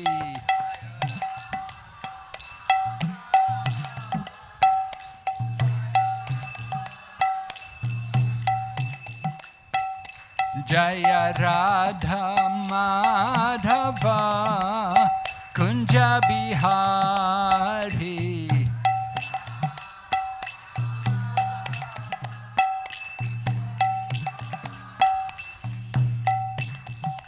Gopi Jana Vallabha Giridharadhari.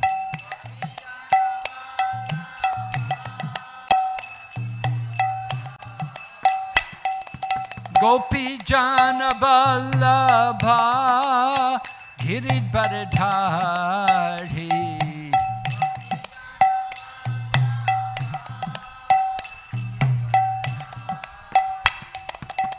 Yashoda Nandana Braja Jana Ranjana.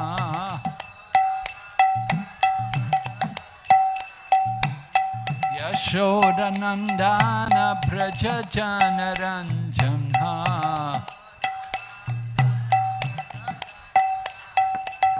Yamuna Tira Vanachari.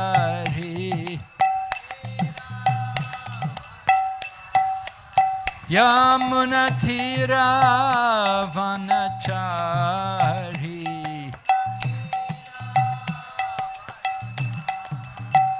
Jaya Radha Madhava Kunja Bihari.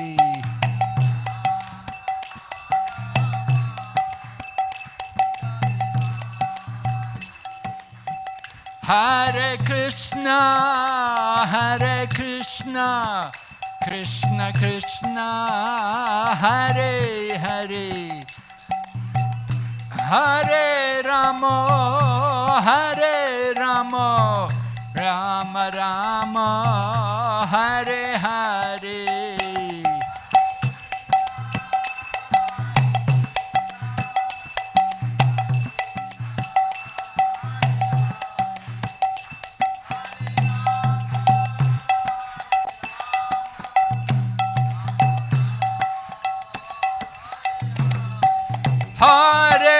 Krishna, Hare Krishna, Krishna Krishna, Hare Hare, Hare Rama, Hare Rama, Rama Rama, Hare Hare.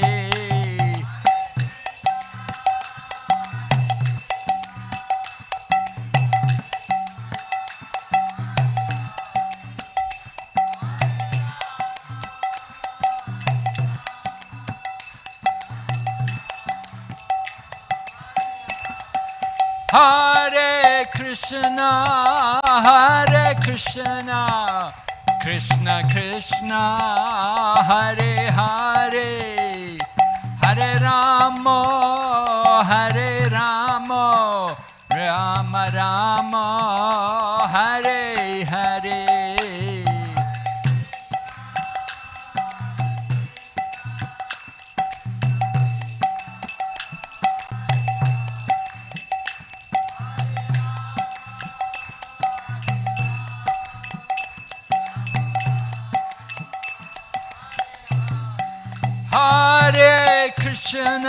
Hare Krishna, Krishna Krishna, Hare Hare, Hare Rama, Rama Rama, Hare Hare.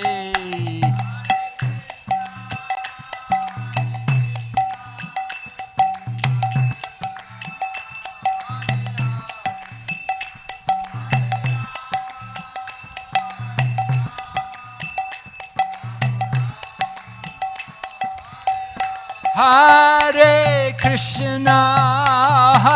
Krishna, Krishna Krishna, Hare Hare, Hare Rama, Rama Rama, Hare Hare.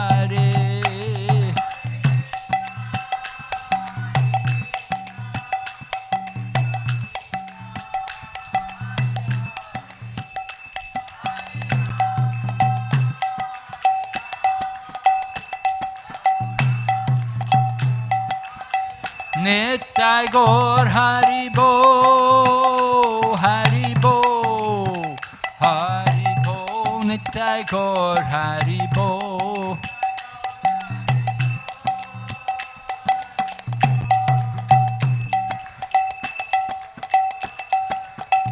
Jai Jai Prabhupada, Prabhupada, Prabhupada, Jai Srila Prabhupada.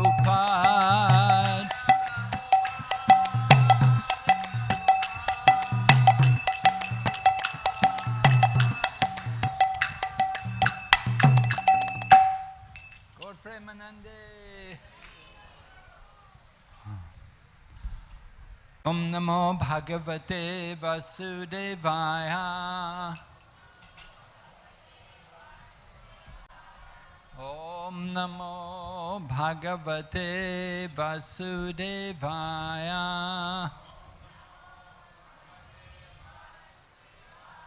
Om Namo Bhagavate Vasudevaya.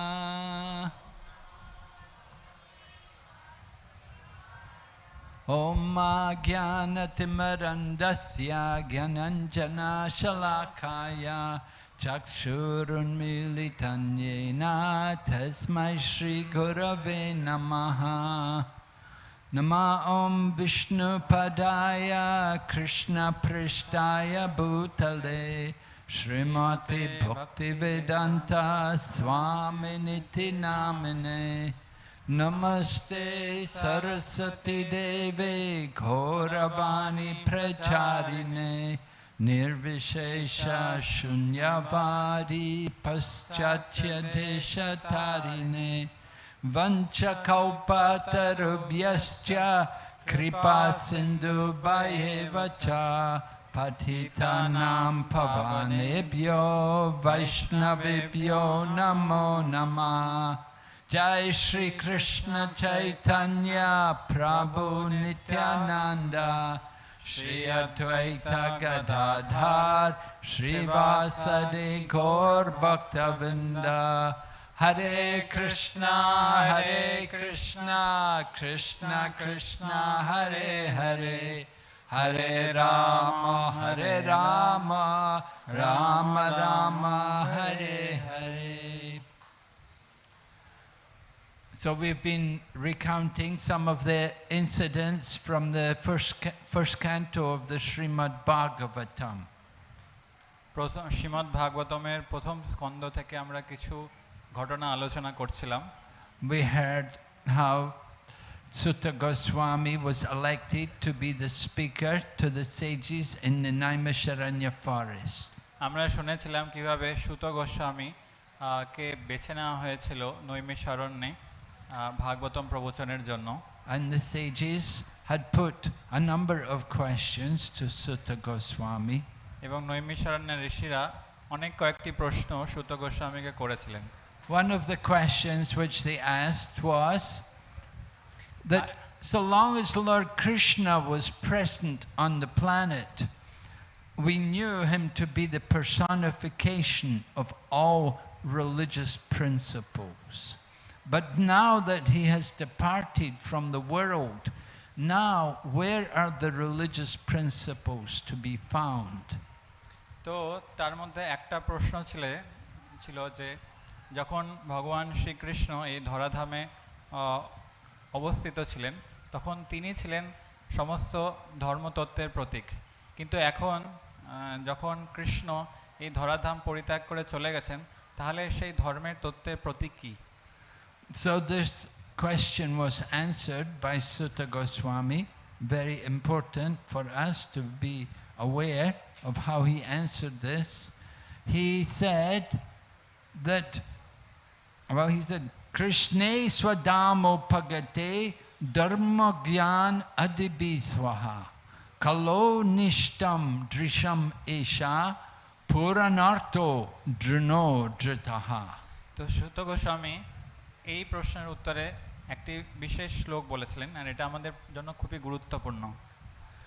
So this Srimad Bhagavatam is as brilliant as the sun, and it has arisen just after the departure of Lord Krishna from his own abode.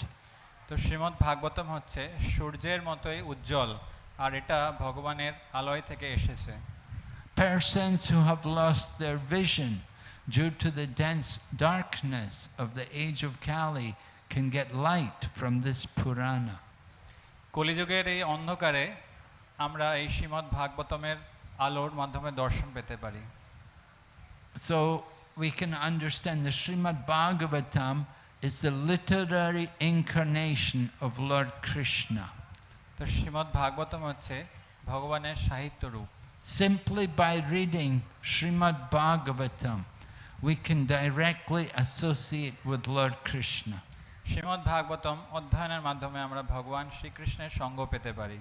And Srila Prabhupada told us that if we regularly read Srimad Bhagavatam, one day we will see Lord Krishna from the pages of the Srimad Bhagavatam.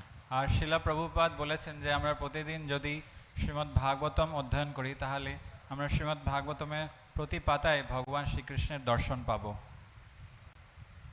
So Sutta Goswami dealt with the questions of the sages, and he explained how the Srimad Bhagavatam came to be spoken.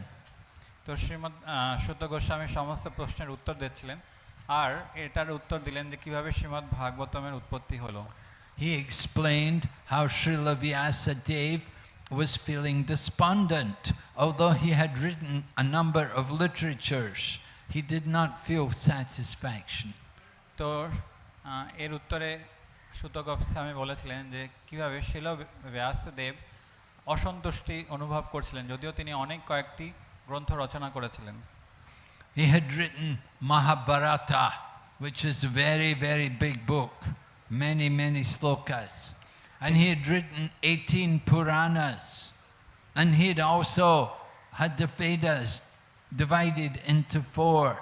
And he had written the Upanishads, which are there, supplements of the Vedas. তিনি অনেক অনেক গ্রন্থ রচনা করেছিলেন, যেমন মহাভারত, যেটি একটি বিশাল বড় বুক, তারপরে 18টি পুরাণ, তারপরে উপনিষদ, এই সমস্ত অনেক গ্রন্থের তিনি রচনা করেছিলেন। So it was at that time Narada Muni, who was the spiritual teacher of Srila Vyasadeva, Narada Muni appeared to Srila Vyasadeva and he instructed Srila Vyasadeva in why he was not feeling satisfaction. তখন সেই স্থানে শ্রীলা নারদ মুনি, যিনি ব্যাসদেবের গুরু, সেখানে এসে উপস্থিত হলেন এবং ব্যাসদেবকে কারণ জানালেন কেন তিনি অসন্তুষ্ট অবস্থায় আছেন। Narada told Srila Vyasadeva, "You've written so many books, but you have not properly glorified the process of devotional service." তো নারদ মুনি শ্রীলা ব্যাসদেবকে বললেন যে তুমি অনেক গ্রন্থের রচনা করেছো, কিন্তু ভক্তির মাধুর্যকে তুমি বর্ণনা করোনি। You have not properly enunciated the real importance of the path of devotion to the Supreme Personality of Godhead. ভক্তি পথের মাহাত্ম্যকে তুমি বিস্তারিতভাবে বর্ণনা এখনো পর্যন্ত করোনি। You've simply encouraged the people in materialistic, ritualistic activities. তুমি কেবলমাত্র জড়জাগতিক ঐশ্বর্য কিভাবে বাড়াতে হয় সেই ব্যাপারেই বলেছো। These materialistic, ritualistic activities, we may refer to them as karmakandi activities. They are not going to fulfill the need of the soul. এই সমস্ত জড়জাগতিক ঐশ্বর্য বাড়ানোর প্রক্রিয়াকে কর্মকাণ্ড বলা হয়, কিন্তু সেটা আত্মার যে প্রয়োজনীয়তা তাকে সন্তুষ্ট করতে পারে না। Another question which the sages had asked from Sutta Goswami was, what is the ultimate purpose of all the scriptures? আরেকটা প্রশ্ন যেটা তাকে করা হয়েছিল যে সমস্ত শাস্ত্রের সার কি?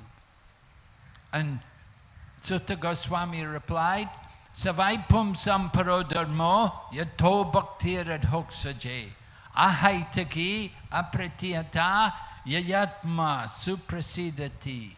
That the supreme occupation for all humanity to attain is loving service to the Supreme Lord.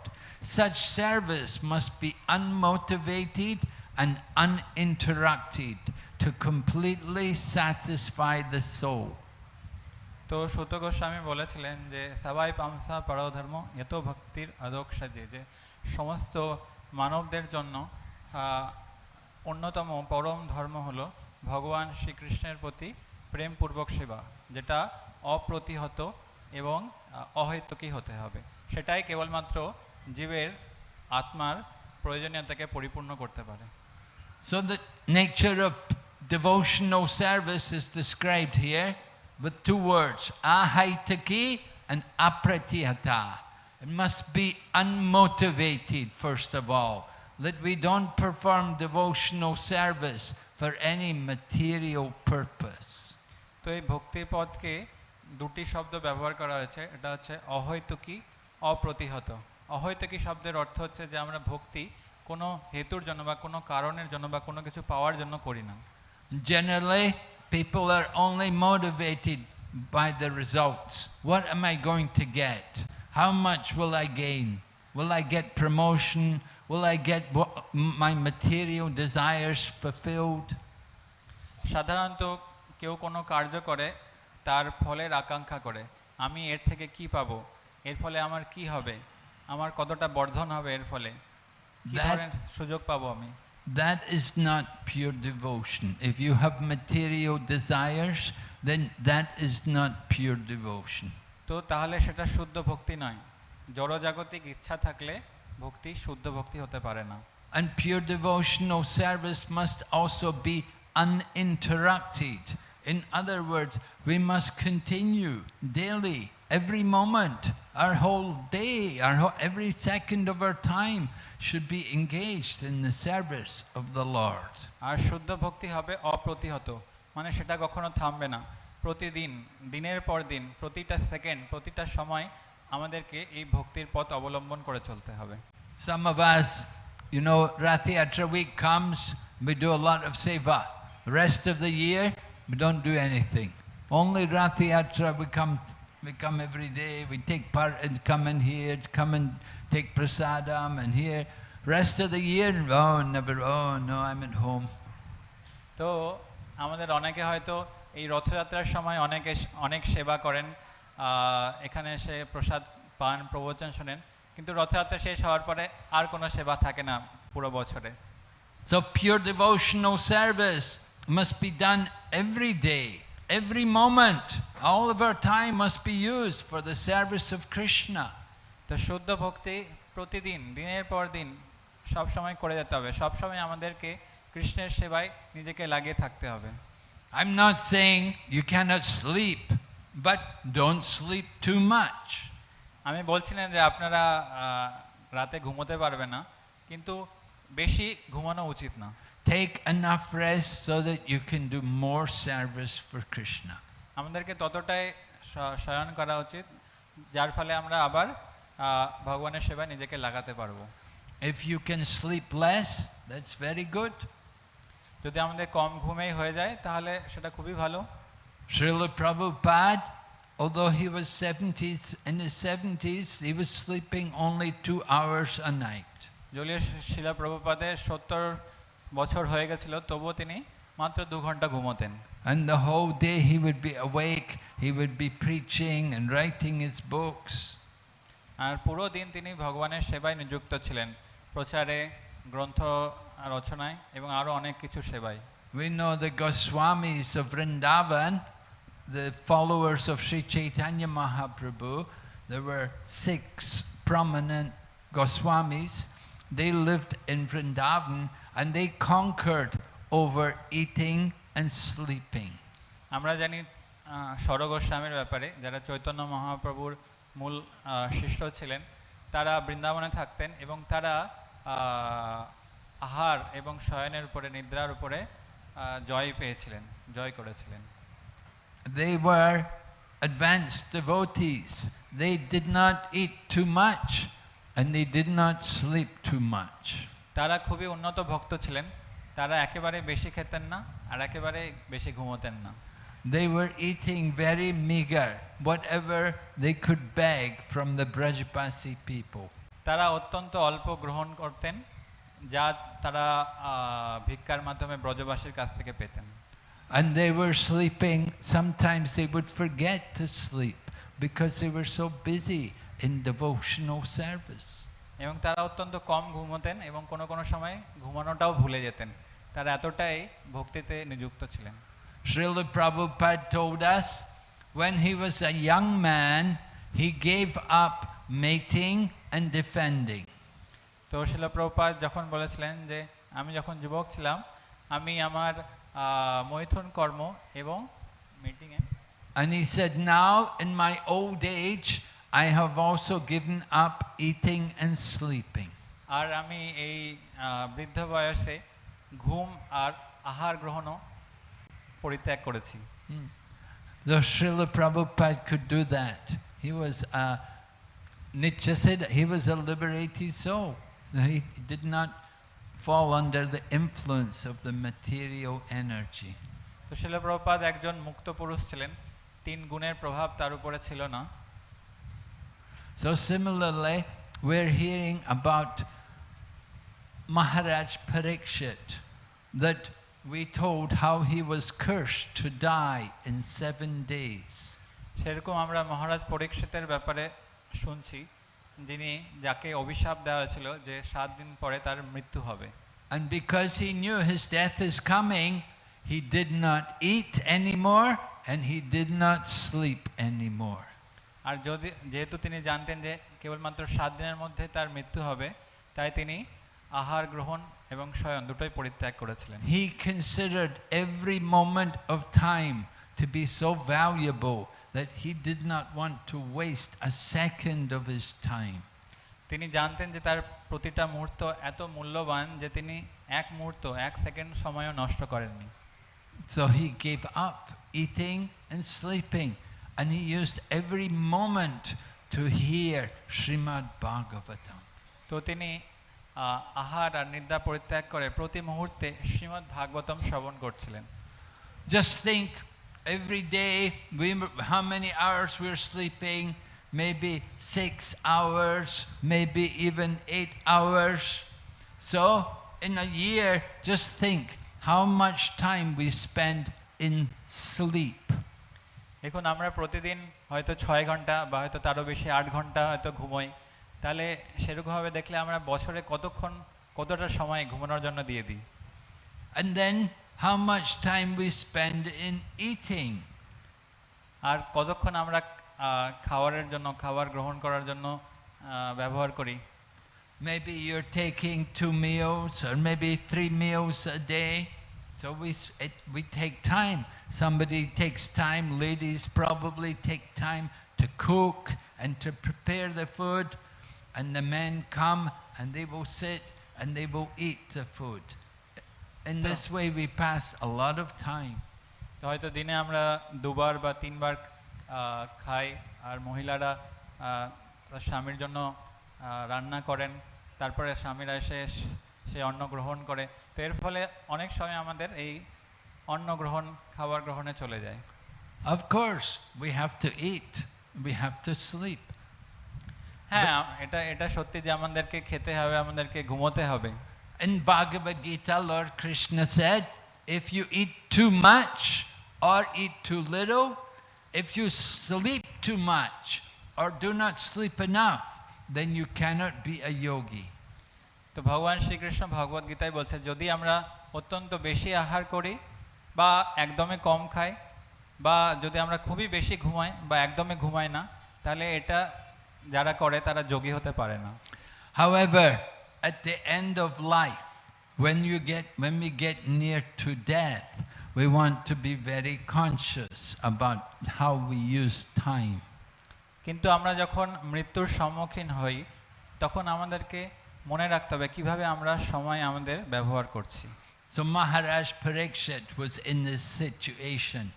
He was thinking, don't waste any time.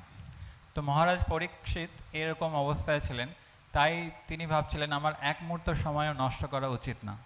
And Sukadeva Goswami has come and he's been chosen as the most suitable person to give guidance and instruction to Parikshit Maharaj. আর সুখদেব গোস্বামীকে নির্বাচিত করা হয়েছিল সেই পরীক্ষিত মহারাজকে নির্দেশ দেওয়ার জন্য। So using our time, Chanakya Pandit said time is like more valuable than gold, because you can purchase gold, but you cannot purchase a moment of time.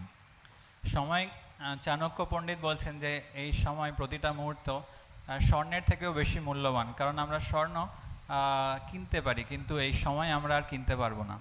Whatever time is lost is gone forever. You can never get it back. যে সময়টা চলে যাচ্ছে তাকে আমরা কখনোই ফিরিয়ে আনতে পারবো না। So we must be very cautious to utilize our time very carefully. তাই আমাদেরকে খুবই গুরুত্বপূর্ণভাবে প্রতিটা সময় প্রতিটা মুহূর্ত ব্যবহার করতে হবে। Srimad Bhagavatam describes as the sun rises and sets, then it reduces the duration of life for all people. তো শ্রীমদ্ ভাগবতমে বলা হচ্ছে প্রতিদিন সূর্যের উদয়ের সঙ্গে সঙ্গে এবং অস্ত যাওয়ার সঙ্গে সঙ্গে প্রতিটা মানুষের জীবন থেকে একদিন করে চলে যায়। Every day we are seeing the sun rise, come overhead and then set. That's another day gone, and another day we have moved nearer to death. তো প্রতিদিন আমরা দেখছি যে সূর্যের উদয় হচ্ছে, আমাদের মাথার উপরে আসছে, তারপরে অস্ত যাচ্ছে। তো এর ফলে আমাদের একদিন পেরিয়ে যাচ্ছে আর আমরা একদিন মৃত্যুর মুখোমুখি হয়ে যাচ্ছি। In the Srimad Bhagavatam, Sukadeva Goswami describes that it reduces the duration of life for all people except for those who are using their time to hear and chant the glories of the Supreme Lord. কিন্তু সুখদেব গোস্বামী বলছেন যে এই প্রতিদিন সূর্যের উদয় হওয়া অস্ত হওয়া সেই সব মানুষের একদিন করে নষ্ট করে দিচ্ছে, কিন্তু যারা এই সময়কে শ্রীমদ্ ভাগবতম শ্রবণের জন্য ব্যবহার করছে, তাদের সময় নষ্ট হচ্ছে না। This is one of the glorious benefits we get from hearing and chanting the glories of the Lord. তো এটাই হচ্ছে ভগবানের লীলার বা ভগবানের গুণের শ্রবণ করার মাহাত্ম্য। Jiva Goswami describes, he says, in the village, there was one day the astrologer came to see the village, to meet the people in the village. And different people came to see the astrologer to get blessings. তো জীব গোস্বামী একটা কাহিনী বলছেন যে এক গ্রামে একজন জ্যোতিষবিদ এসেছিলেন সেই গ্রামের অবস্থা দেখার জন্য। তো বিভিন্ন লোকেরা সেই জ্যোতিষবিদের সঙ্গে এসেছিল দেখা করতে। So one man was the head of the village. He was like the royal king there. He was the king of that region. So his son came to find out about his future. তো সেই গ্রামের যিনি প্রধান ছিলেন, যিনি সেখানকার রাজা ছিলেন, তার ছেলে সেই জ্যোতিষবিদের সঙ্গে এসেছিল দেখা করতে। So তার ভবিষ্যৎ কি? The astrologer heard about this young man and he told him, he said, Rajaputra Charanjiva. He said, the king's son, may you live forever. তো সেই রাজপুত্রকে দেখে সেই জ্যোতিষবিদ বললেন, রাজপুত্র চিরঞ্জীবী, যে তুমি চিরঞ্জীবী হও। And then a sage came with his son and the astrologer blessed the sage. Ma jiva rishi putraka. In other words, the sage's son, the rishi's son, may your death come soon. তারপরে একজন ঋষি আসলো, তাকে সেই জ্যোতিষবিদ বললেন যে তুমি তাড়াতাড়ি মৃত্যুমুখী হও। And then there was the butcher's son. And the butcher's son met the astrologer and the astrologer told him, Vyadi ma jiva ma mara. He said, don't live, don't die. তারপরে একজন কসাই সে জ্যোতিষবিদের কাছে এসেছিল, তো তিনি তাকে বললেন যে তুমি না বেঁচে থাকো না মরো। But then the devotee's son, the sadhu's son came and the astrologer blessed him. Jivava marava sadhu. That for the sadhu's son doesn't matter if he lives or if he dies. তারপরে যখন এক সাধুর পুত্র এসেছিল, তখন সে জ্যোতিষবিদ তাকে বলল, তুমি বেঁচেও থাকতে পারো বা মরেও যেতে পারো, তোমার পক্ষে দুটোই সমান। So they were a bit puzzled when they heard these things from the astrologer. They asked the astrologer, please explain. তারপরে অন্যান্য যারা ছিল তারা এই জ্যোতিষবিদের এই চার ধরনের মন্তব্য শুনে খুব বুঝতে পারছিল না। So the astrologer told them, the king's son, I blessed him, don't die, live forever, because he's the son of the king. He does whatever he likes. He does all nonsense. It's because his father is the king. Nobody can tell him he's doing wrong. Nobody can correct him. He does so many bad things. So when he dies, he will suffer a lot. So I blessed him. Don't die. Better you live forever. তো যখন রাজপুত্র এসেছিল, আমি বলেছিলাম যে তুমি চিরঞ্জীবী হও, কারণ রাজপুত্র হচ্ছে রাজার পুত্র, তার অনেক ধন সম্পদ, আর সে যা ইচ্ছা তাই করতে পারে। আর যেহেতু সে রাজার পুত্র, তাই তাকে কেউ কিছু বলার নাই। আর যেহেতু তার কাছে অনেক ধন সম্পদ আছে, সে অনেক ধরনের পাপ কার্য করে, আর সেই পাপ কার্যের ফলে তাকে অনেক দুঃখ কষ্ট ভোগ করতে হবে। তাই আমি ওকে বলেছিলাম যে তুমি চিরঞ্জীবী হও, না হলে তোমাকে অনেক দুঃখ কষ্ট ভোগ করতে হবে। And then the rishi's son, Rajaputra Charanjiva Ma Jiva Rishi Putraka. May the rishi's son die soon, because he's living with his father and they live in the forest and they live very austere life. They only eat some wild vegetables, some wild leaves which grow there in the forest. Sometimes they may get some wild potatoes, something like that. They don't have any opulence at all. They're living and they just simply drink the water from the stream. And in this way, they're doing great austerity. So the astrologer blessed him, "May your death come soon, because when you die, you will enjoy the results of all these austerities. You'll have a very good birth in the future." আর মুনিপুত্রকে জ্যোতিষবিদ বলেছেন যে তুমি তাড়াতাড়ি তোমার মৃত্যু আসে। এটা বলা হয়েছিল কারণ মুনিপুত্র খুবই তপস্যা করত, বনে যা অল্প কিছু পেত, ফলমূল শাক, সেটাই গ্রহণ করত আর অনেক ধরনের তপস্যা করত। তাই তার তাড়াতাড়ি মৃত্যু হলে সে এই সমস্ত তপস্যার ফল ভোগ করতে পারবে। তাই আমি তাকে আশীর্বাদ দিয়েছিলাম যে তুমি তাড়াতাড়ি মারা যাও। But the Vyadi means the butcher or the animal killer. So his son was blessed, "Don't live, don't die," because he's living in hell, and when he dies, he will go to hell. কিন্তু কসায়ের পুত্রকে আমি বলেছিলাম যে তুমি বেঁচেও থাকো না, তুমি মরো না, কারণ যেহেতু সে পশু পাখিদের হত্যা করছে তাই তার এই জীবনটাও নরকের মতো, আর মৃত্যুর পরেও তাকে নরকগামী হতে হবে। তাই আমি বলেছিলাম তুমি বেঁচেও থাকো না, মরেও যাও না। And Jivava Maravya Sadhu. For the sadhu and his son, does not matter if they live or if they die. Because every day they're chanting Hare Krishna, they eat prasadam, they see the deities. Every day they're engaged in devotional service. So, if they die, they will continue. Next life they'll go on in devotional service. And in this life, every day they're chanting, dancing, eating Krishna prasadam. Every day is blissful.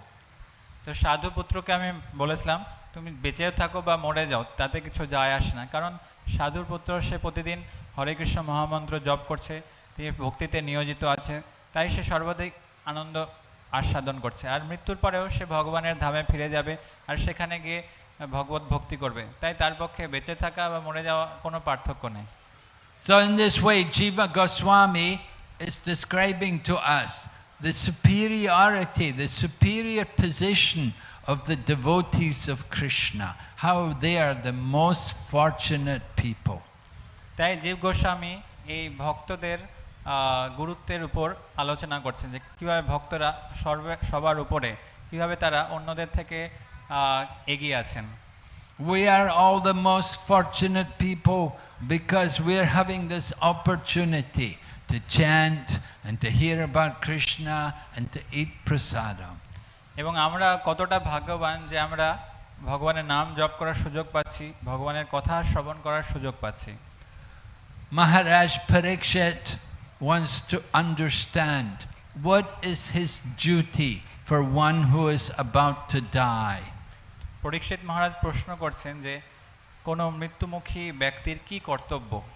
And the answer was given, whether you're about to die or not about to die, the duty is the same for all people at all time. কেউ মৃত্যুর সম্মুখীন বা মৃত্যু এখনো দূরে আছে, তাদের দুজনের পক্ষেই একই কর্তব্য। The duty is that we should hear, chant and remember the Supreme Personality of Godhead. আর সেই কর্তব্যটা হলো ভগবানের কথার শ্রবণ, সেই কথার কীর্তন এবং ভগবানকে স্মরণ করা। We have to hear with rapt attention, very carefully, hear with great attention. In other words, grasp fully this message of Krishna consciousness. তা আমাদেরকে শ্রবণ করতে হবে। কিভাবে শ্রবণ করতে হবে? অত্যন্ত মনোযোগ সহকারে। আর শ্রবণের সময় যে তত্ত্ব আলোচনা করা হচ্ছে সেটাকে হৃদয়ঙ্গম করার চেষ্টা করতে হবে। The hearing was stressed by Lord Chaitanya Mahaprabhu. এই শ্রবণের বিষয়টাকে চৈতন্য মহাপ্রভু খুব গুরুত্ব দিয়েছিলেন। Lord Chaitanya Mahaprabhu asked Ramananda Rai, "Give me a verse from the scriptures about the ultimate goal of life." Chaitanya Mahaprabhu Ramananda রায়কে জিজ্ঞেস করেছিলেন যে শাস্ত্র থেকে একটা শ্লোক বলো যেটা সর্বোপরি। So Ramananda Rai began. First of all, he said, look, he said, I'm a low-born person. You're the sannyasi. You are from a Brahmana family. I am a low-born person, and I am in family life. You are asking me to answer you? তো রামানন্দ রায় বললেন, আমি এক শূদ্র পরিবার থেকে, আর আমি গৃহস্থ, আর আপনি সন্ন্যাসী এবং ব্রাহ্মণ পরিবার থেকে, আমি কিভাবে এর উত্তর দেব? Chaitanya Mahaprabhu replied, Kiba Vipra, Kiba Nasi, Sudra Keni Nai, Ye Krishna Tadvavet, Se Guru Hai. It does not matter whether you are a learned Brahmin or a renunciate or a householder. It's not important. But if you know the science of Krishna, then you can become the spiritual teacher. তো যখন চৈতন্য মহাপ্রভু বললেন যে কেউ ব্রাহ্মণ পণ্ডিত হতে পারে, কেউ গৃহস্থ হতে পারে, কেউ সন্ন্যাসী হতে পারে, কিন্তু সেটার উপরে এটা নির্ভর করে না, যে কৃষ্ণ ভক্তির তত্ত্ব সঠিকভাবে জানে সেই গুরু হতে পারে। So Chaitanya Mahaprabhu requested Ramananda Rai, now you please answer my question. Tell me some verse from the scripture about the goal of life. তো চৈতন্য মহাপ্রভু তখন বললেন, এখন তুমি বলো শাস্ত্র থেকে কোনো একটা শ্লোক যেটা জীবনের লক্ষ্য কি হওয়া উচিত সেটার ব্যাপারে বলে। So Ramananda Rai began by quoting a verse which says that by following the duties of Varna and Ashram, one can please the Supreme Personality of Godhead and attain perfection in life. তো তখন রামানন্দ রায় বললেন যে কেউ তার বর্ণ এবং আশ্রম সঠিকভাবে পালন করে ভগবানকে সন্তুষ্ট করতে পারে এবং তার ফলে জীবনের পরিপূর্ণতা লাভ করতে পারে। Sri Chaitanya Mahaprabhu said, Varnashram, that is external. That is not an indication that one has actually achieved the real goal of life. তো তখন চৈতন্য মহাপ্রভু বলেন যে বর্ণাশ্রম হচ্ছে বাহ্যিক, কেউ বর্ণাশ্রমের সঠিকভাবে পালন করছে তার মানে এই নয় যে সে জীবনের লক্ষ্য অর্জন করেছে। You may be the very good Brahman, or you may be the very good Bhakta. You may be very good in following all the rules and regulations, but it is not an indication of your spiritual advancement. তুমি হয়তো খুব উচ্চমানের ব্রাহ্মণ হতে পারো বা তুমি বর্ণ আশ্রম খুব ভালো করে পালন করেছো, কিন্তু তার মানে এই না যে তুমি ভক্তিতেও অগ্রগতি লাভ করেছো। It is said, if you execute the duties of a Brahman for 100 births, then after 100 births you become qualified to go to Satya Loka, to the planet of Lord Brahma. এটা বলা হচ্ছে কেউ যদি 100 জন্ম ধরে ব্রাহ্মণের কর্তব্য খুব ভালোভাবে পালন করে তাহলে সে 100 জন্ম পরে সত্যলোকে ফিরে চলে যেতে পারে। You can see it takes a long time to make advancement by practicing Varnashram Dharma. তাই এটা দেখা যায় যে বর্ণাশ্রম পালন করে খুব ধীর গতিতে অগ্রসর হওয়া যায়। But still Varnashram Dharma should not be neglected. Lord Chaitanya was a very strict sannyasi, and he was the very ideal grihastha. When he was in grihastha life, he was very ideal in his behavior. কিন্তু বর্ণাশ্রম ধর্ম কখনোই পরিত্যাগ করা উচিত না। আমরা দেখি চৈতন্য মহাপ্রভুকে, তিনি সন্ন্যাস ধর্ম কতটা কঠোরভাবে পালন করেছেন এবং গৃহস্থ আশ্রমে যখন তিনি ছিলেন তিনি সেটা সুন্দরভাবে পালন করেছিলেন। But we should understand, for the perfection in life you have to do something more. কিন্তু আমাদেরকে বুঝতে হবে যে জীবনে লক্ষ্য সর্বোচ্চ লক্ষ্য অর্জন করার জন্য আমাদেরকে আরো কিছু করতে হবে। So then Ramananda Rai said a verse from Bhagavad Gita, all the yagnartam, all that you do, all that you eat, all that you offer and give away, whatever austerities you perform, you should do them as an offering unto me. তখন রামানন্দ রায় চৈতন্য মহাপ্রভুকে ভগবদ গীতা থেকে একটা শ্লোক বলল, যার অর্থ হচ্ছে যে তুমি যাই কিছু করো, যাই কিছু গ্রহণ করো বা যা তপস্যা করো তা ভগবানকে অর্পণ করে করো। That is called karma arpana, offering the results of our work to the Lord. সেটাকে বলা হচ্ছে কাম অর্পণম, যা কিছু আমরা আমাদের কর্ম থেকে ফল পাই সেটা ভগবানকে অর্পণ করা। So Chaitanya Mahaprabhu said, well, that's all right, but it's not the ultimate goal of life, because people may offer to Krishna, someone may offer to Shiva, someone may offer to Ganesh, we will offer to so many different people. তো সেটা ঠিক আছে, কিন্তু এটা জীবনের সর্বোচ্চ লক্ষ্য না, কারণ কেউ হয়তো কর্মের ফল কৃষ্ণকে অর্পণ করতে পারে, কেউ শিবকে অর্পণ করতে পারে, কেউ গণেশকে অর্পণ করতে পারে, অনেকেই অর্পণ করতে পারে। So then Chaitanya Mahaprabhu requested Ramananda Rai, go further. And then Ramananda Rai quoted the verse from Bhagavad Gita from 18th chapter, Sarva dharmam parigyajnam mamekam sharanam braja. That one should give up all his religious duties and simply take shelter of me. And Lord Krishna said, I will protect you, do not fear. তো তারপরে চৈতন্য মহাপ্রভু রামানন্দ রায়কে বললেন, আরও আগে বলো। তখন রামানন্দ রায় গীতার এই সর্বধর্মান শ্লোকটা বলল, যার অর্থ হচ্ছে যে সর্বধর্ম পরিত্যাগ করে ভগবান শ্রীকৃষ্ণের আশ্রয় গ্রহণ করা উচিত, তাহলে ভগবান সমস্তভাবে রক্ষা করবে আর আমাদের ভয় পাওয়া উচিত না। Now we may think, oh, that's very good, that's the perfection, that's the conclusion of Bhagavad Gita, it comes almost at the end of the Bhagavad Gita, surely this would be accepted by Chaitanya Mahaprabhu. তো আমাদের হয়তো মনে হতে পারে এই শ্লোকটাই তো আমাদের জীবনের সর্বোচ্চ লক্ষ্য, এটা গীতার সার এবং এটা গীতার একদম শেষ পর্যায়ে এসে বলা হচ্ছে। But Chaitanya Mahaprabhu said, no, it's not enough. তো চৈতন্য মহাপ্রভু বলছে, না, এটাও যথেষ্ট নয়।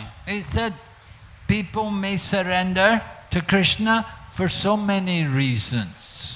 তো চৈতন্য মহাপ্রভু বলছেন যে লোকেরা হয়তো ভগবানকে শরণাগতি হতে পারে বিভিন্ন কারণের জন্য।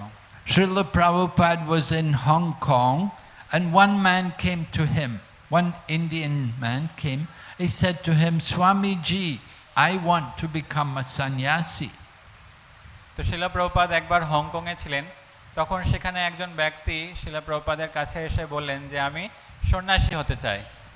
So Prabhupada looked at him and said, oh, why?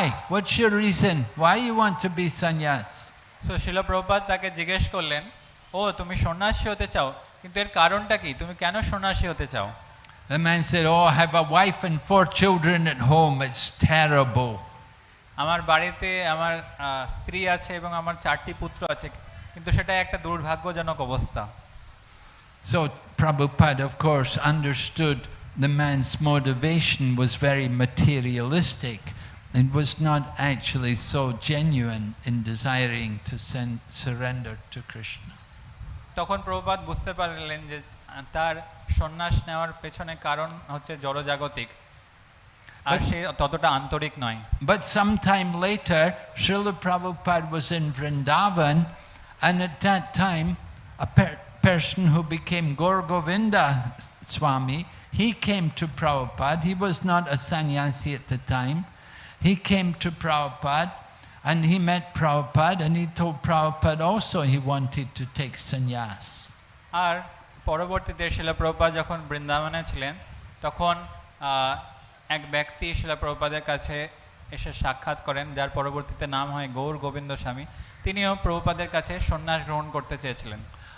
And Prabhupada gave him sannyas, even though some of the members of our society, some of Prabhupada's senior disciples, they said, oh, he's a very new man, Prabhupada, why are you giving him sannyas?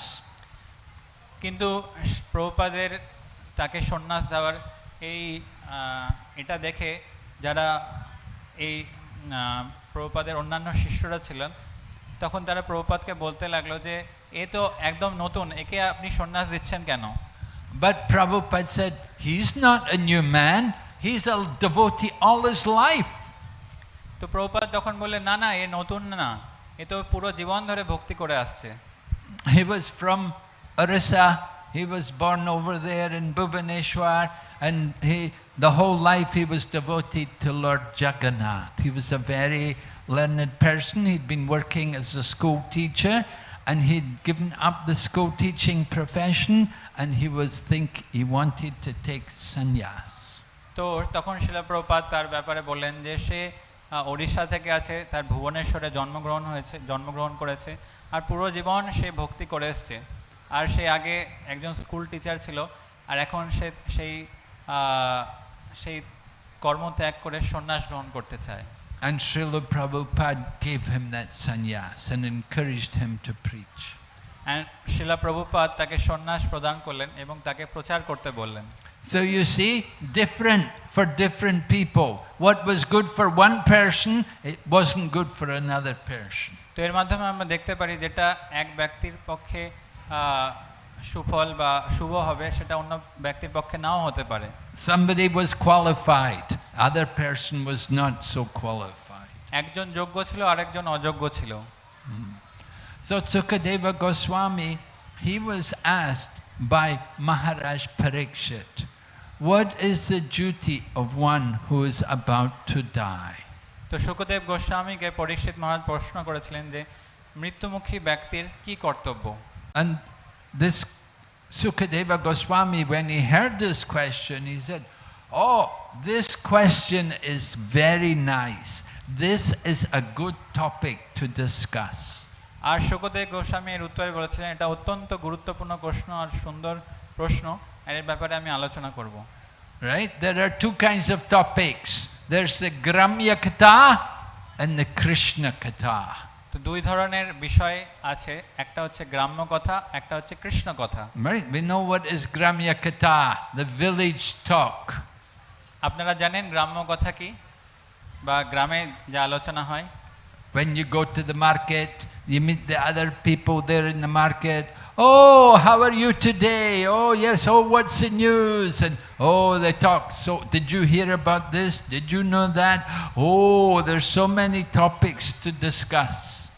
আর গ্রাম্য কথাটা কি, যখন আমরা বাজারে যাই তখন বলি, ও তুমি কেমন আছো, তুমি এটা শুনেছো, তুমি ওটা শুনেছো, আরো অনেক অনেক অন্যান্য বিষয়।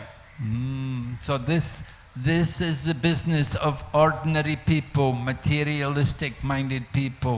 They're very busy. They have many questions to ask, but nothing about topics of the absolute truth. তো এটা হচ্ছে সাধারণ ব্যক্তিত্ব, জড়জাগতিক ব্যক্তিত্ব, তাদের আলোচনার বিষয়। They will never ask, who am I? Why am I here? Why am I suffering? তারা পরম সত্যের ব্যাপারে কখনোই আলোচনা করে না। তাদের সমস্ত প্রশ্ন জড়জাগতিক। তারা কখনোই জিজ্ঞেস করে না আমি কে বা ভগবান কে। They will talk about other people. Oh, did you know so and so? Oh, they got a new house. Oh, they got the new car. Oh, they got the new child. Oh, did you know this? Did you know that? So many mundane topics. Oh, this is Gramya Katha. তারা কেবলমাত্র অন্যান্য লোকেদের ব্যাপারে আলোচনা করে। ও তুমি জানো সে একটা নতুন বাড়ি কিনেছে, বা সে একটা নতুন গাড়ি কিনেছে, বা তার একটা বাচ্চা আছে। তাদের সমস্ত আলোচ্য বিষয় হচ্ছে জড়জাগতিক। Rupa Goswami describes one of the items which will be very harmful for our devotional service. He said, prajalpa, nonsense idle talk. তো রূপ গোস্বামী একটি বিশেষ বিষয়ের ব্যাপারে বলেছেন যেটা ভক্তির পক্ষে অত্যন্ত প্রতিকূল, সেটা হচ্ছে গ্রাম্য কথা বা জড়জাগতিক বিষয়ে আলোচনা করা। When we talk prajalpa, talk things which have nothing to do with real Krishna consciousness, then it's very bad for our spiritual progress. প্রজল্পা বা জড়জাগতিক বিষয় নিয়ে আলোচনা যেটা কৃষ্ণ কথার সঙ্গে কোনো যুক্ত নাই, সেটা আমাদের ভক্তির পক্ষে অত্যন্ত প্রতিকূল। And Srila Prabhupada described how one time he was sitting listening while Bhaktisiddhanta Saraswati was giving the lecture. তো শিলা প্রভুপাদ একবার বলছেন যে তিনি একবার শিলা ভক্তি সিদ্ধান্ত সরস্বতী ঠাকুরের প্রবচন শুনছিলেন। So it happened that one man was sitting behind our Prabhupada, and the man behind him hit him on the shoulder to get his attention. So Prabhupada turned around to look at him. তো শিলা প্রভুপাদের পেছনে মানে আমাদের শিলা প্রভুপাদের পেছনে একজন ব্যক্তি বসেছিল আর সে প্রভুপাদের ঘাড়ে হাত লাগিয়ে বলাচ্ছিল আর জিজ্ঞেস করছিল কিছু। And immediately Bhaktisiddhanta Saraswati noticed them and he pointed them, hey, you too. আর শিলা ভক্তি সিদ্ধান্ত সরস্বতী ঠাকুর সঙ্গে সঙ্গে তাদের দিকে হাত নাড়িয়ে বলল, এই তোমরা দুজন। And he said to the one man, the old man who had touched Prabhupada on the shoulder, he said, do you think you have purchased me because you give 5 rupees a month donation?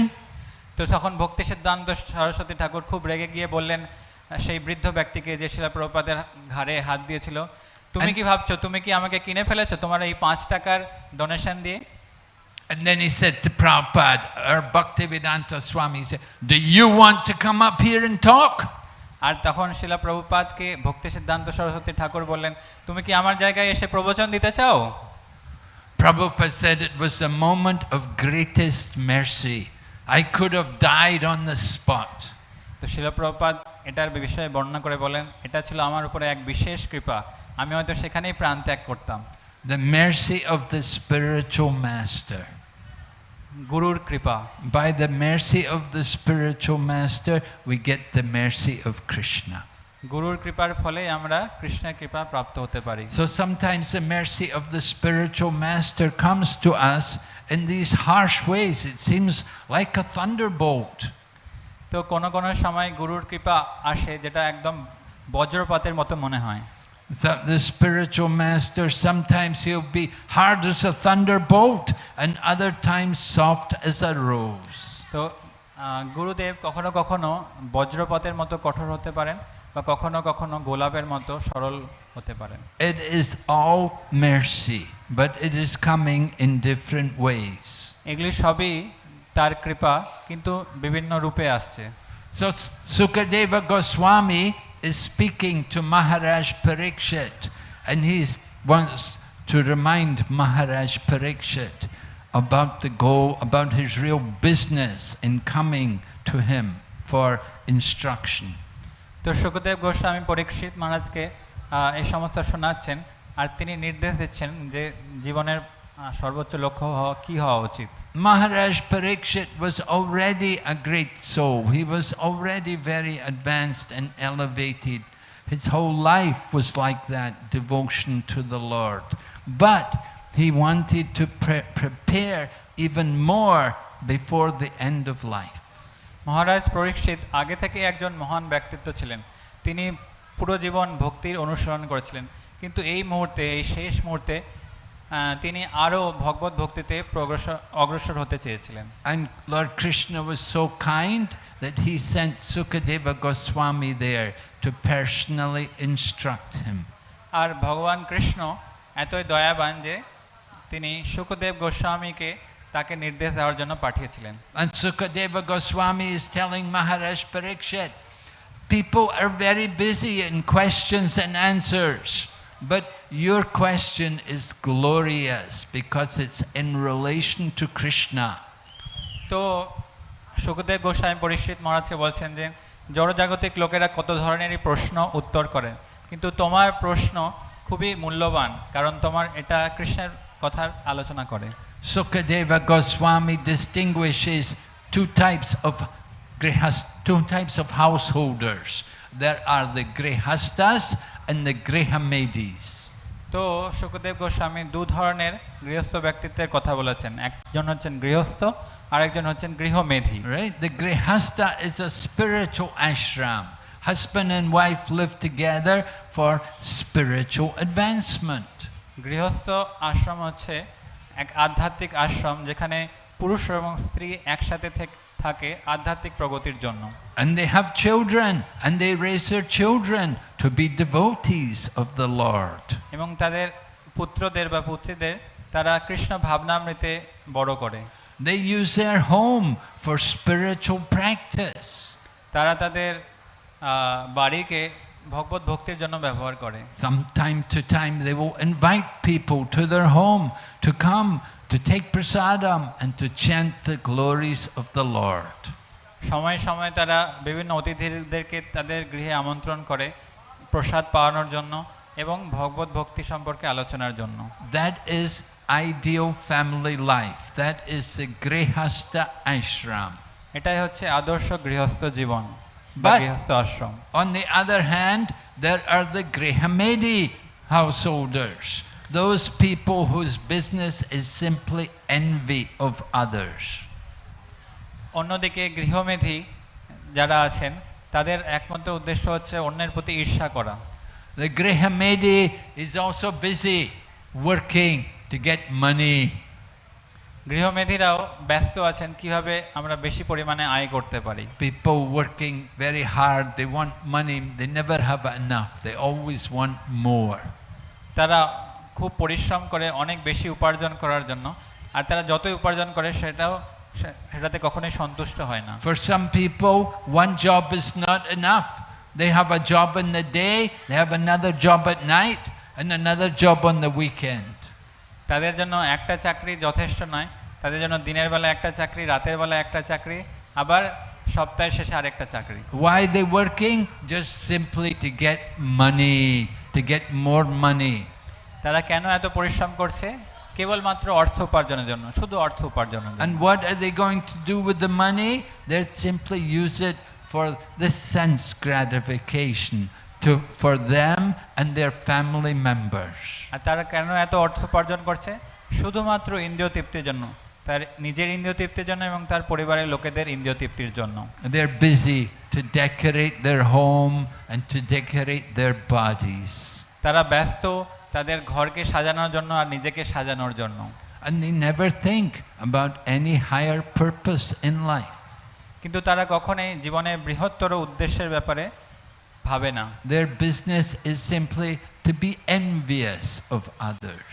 তাদের একমাত্র কাজ হচ্ছে অন্যের প্রতি ঈর্ষা করা। And they will try to surround themselves by their family members. আর তারা সব সময় নিজেদেরকে পরিবারের লোকের মধ্যে তারা নিজেদের জীবন যাপন করে। And they have their servants, they have their home, and they are thinking in this way they can live there forever.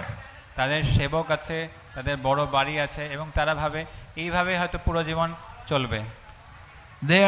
These family members and servants and people who are all living around us, they are described to be like soldiers, just like a king is surrounded by his army.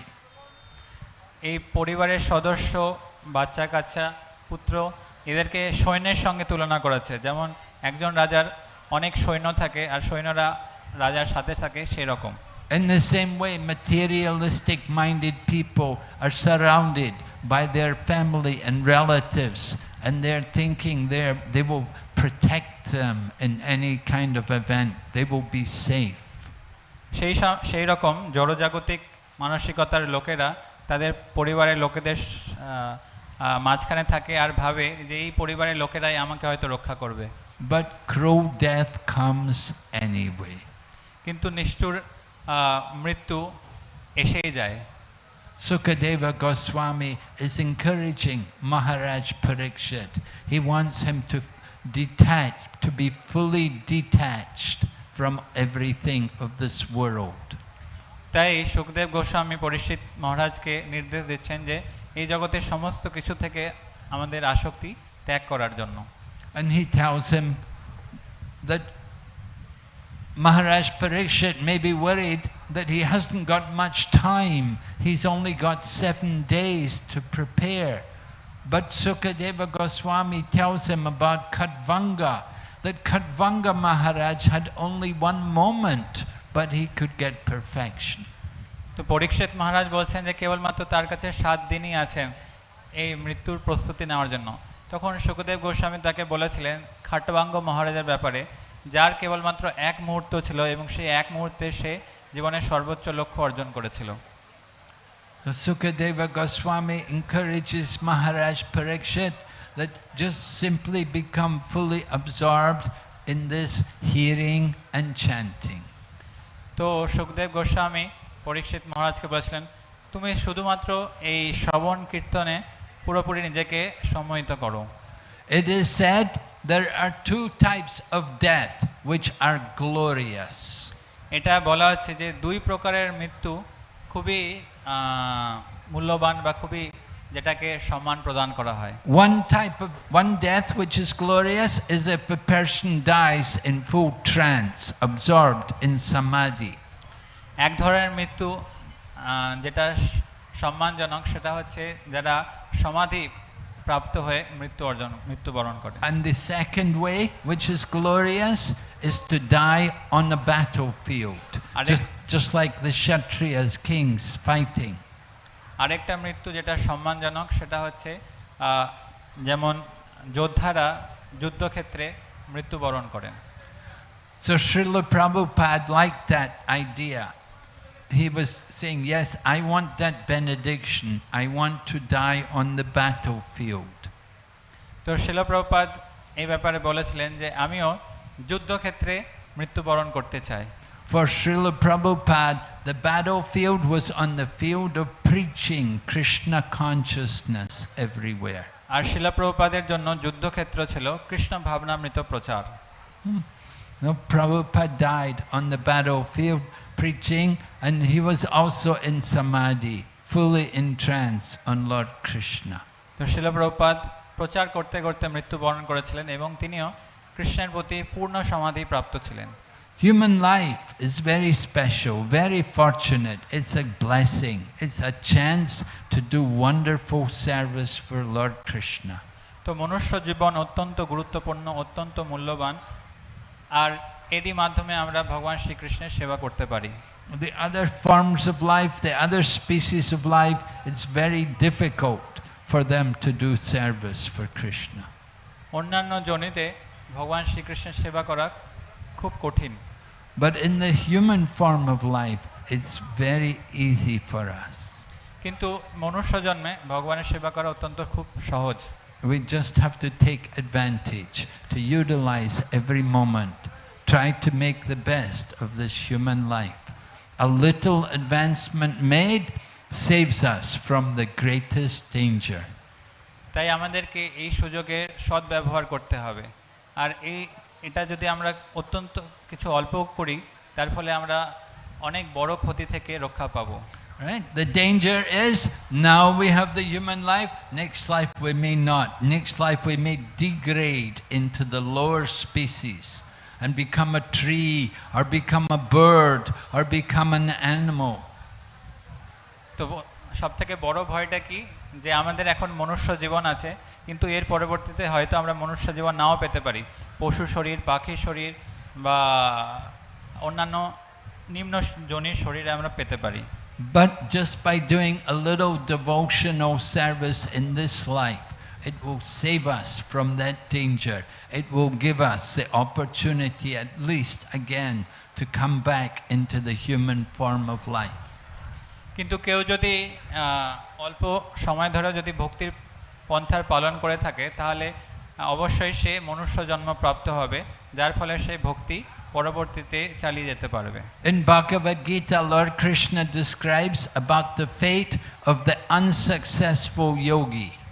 ভগবদ গীতায় ভগবান কৃষ্ণ যে সমস্ত যোগীর কথা বলছেন যারা এখনো পূর্ণরূপে তাদের লক্ষ্য অর্জন করতে পারেনি। We may be worried, you know, that I don't know if I can get perfection. I may not be able to get success in my practice. What will happen? তো আমরাও হয়তো ভাবতে পারি যে আমরা এই জন্মে হয়তো সর্বোচ্চ লক্ষ্যে নাও পৌঁছতে পারি, তাহলে আমাদের কি হবে?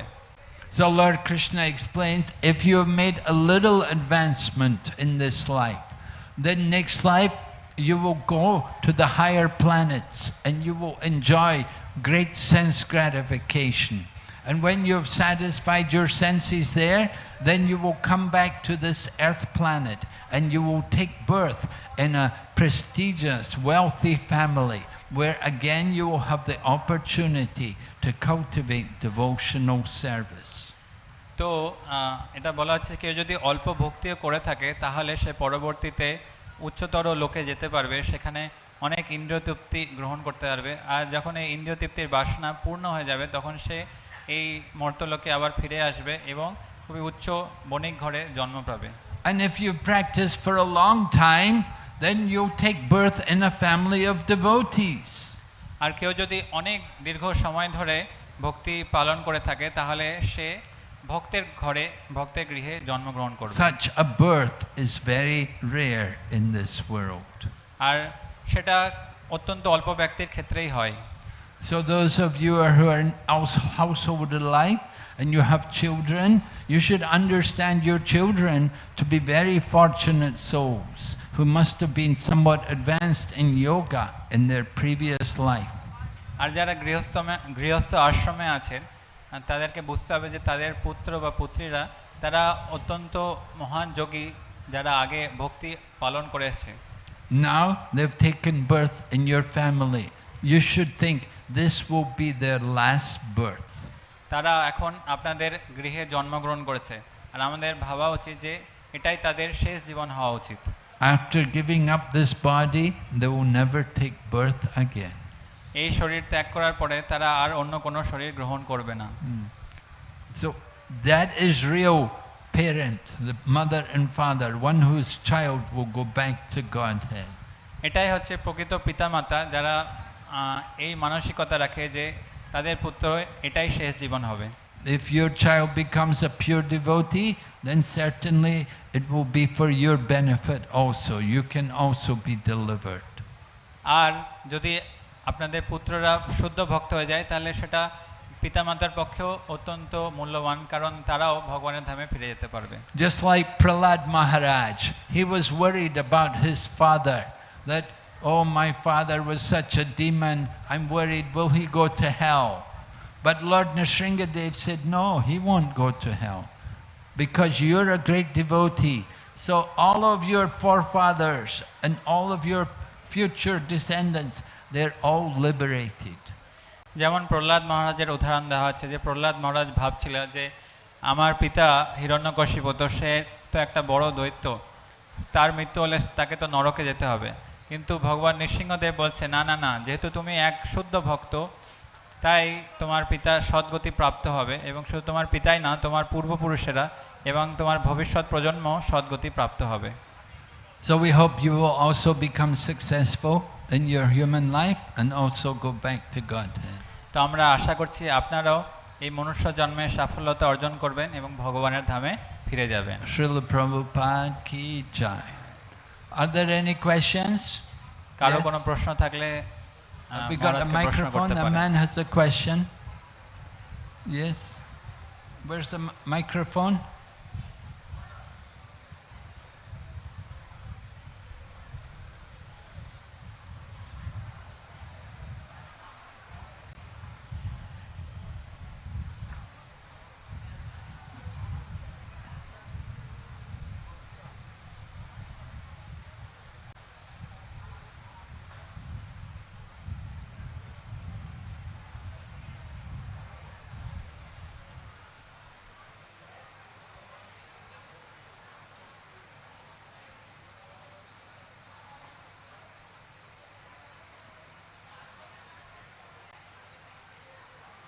হ্যালো, হরে কৃষ্ণ মহারাজ, প্রণাম। আপনি আপনার মাইকটা একটু মুখের কাছে। আপনি আপনার প্রবচনে বলেছেন যে রামানন্দ রায় চৈতন্য মহাপ্রভুকে প্রশ্ন সে বলেছিলেন যে যা কিছু খাও, যা কিছু নিবেদন করো, গীতার একটি শ্লোক বলেছিলেন, তাতে চৈতন্য মহাপ্রভু বলেছিলেন এইটা যথেষ্ট নয়। তারপরে উনি লাস্ট গীতার শেষ অধ্যায়ের শ্লোকটা বলেছিলেন যে সমস্ত ধর্ম পরিত্যাগ করে যদি আমার স্মরণ করো সেইটাও যথেষ্ট নয় কৃষ্ণ ভক্তির জন্য। তারপর আপনি ভক্তি সিদ্ধান্ত ঠাকুরের ওনার গুরুদেব শ্রীল প্রভুপাদের গুরুদেবের কথা বললেন এবং তার প্রতি যে কর্ম সম্পাদন করা হয়েছে সেইটা বললেন। তাহলে কি কৃষ্ণ ভক্তি সম্পাদন করার জন্য কি আপনি কৃষ্ণ ভক্তি মানে গুরু কৃপাই শ্রেষ্ঠ এইটা বোঝাতে চেয়েছেন? কারণ এই জিনিসটা আমি বুঝতে পারিনি। So he is asking that. Hare Krishna. So he is asking that you told about Ramananda Rai telling Chaitanya Mahaprabhu Chaitanya Mahaprabhu telling Ramananda the thing Ramananda I told that all that you eat, all that you sacrifice, offer it to Lord. You told that is also external. Chaitanya Mahaprabhu told that is external. And then you told about Sarva Dharman Parityaja. That also Chaitanya Mahaprabhu told that that is external. And then you told about the story of Srila Prabhupada of Bhaktisiddhanta Saraswati Thakur. So is it that spiritual master mercy is everything, or if you can kindly explain this? Yes, I did not complete actually the instruction. The question was answered. Chaitanya Mahaprabhu had asked Ramananda Rai slokas about the goal of life. So after Sarva Dharmam Parigyajna, because he was explaining Swadharma Tyag, giving up our duty. But Lord Chaitanya said, no, not very good. He wanted to go further.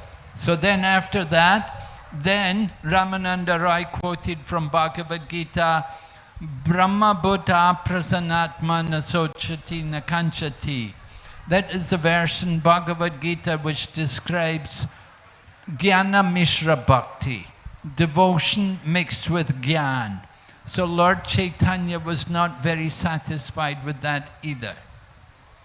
তো এর পরবর্তীতে সর্বধর্মান পরিত্যাগ এই শ্লোক আলোচনার করার পরে চৈতন্য মহাপ্রভু বলেছিলেন স্বধর্ম ত্যাগ, কিন্তু তারপরেও চৈতন্য মহাপ্রভু বলেছিলেন এটা বাহ্যিক। তারপরে রামানন্দ রায় জ্ঞান মিশ্র ভক্তির ব্যাপারে বলেছিলেন, কিন্তু তারপরেও চৈতন্য মহাপ্রভু বলেছিলেন এটাও বাহ্য।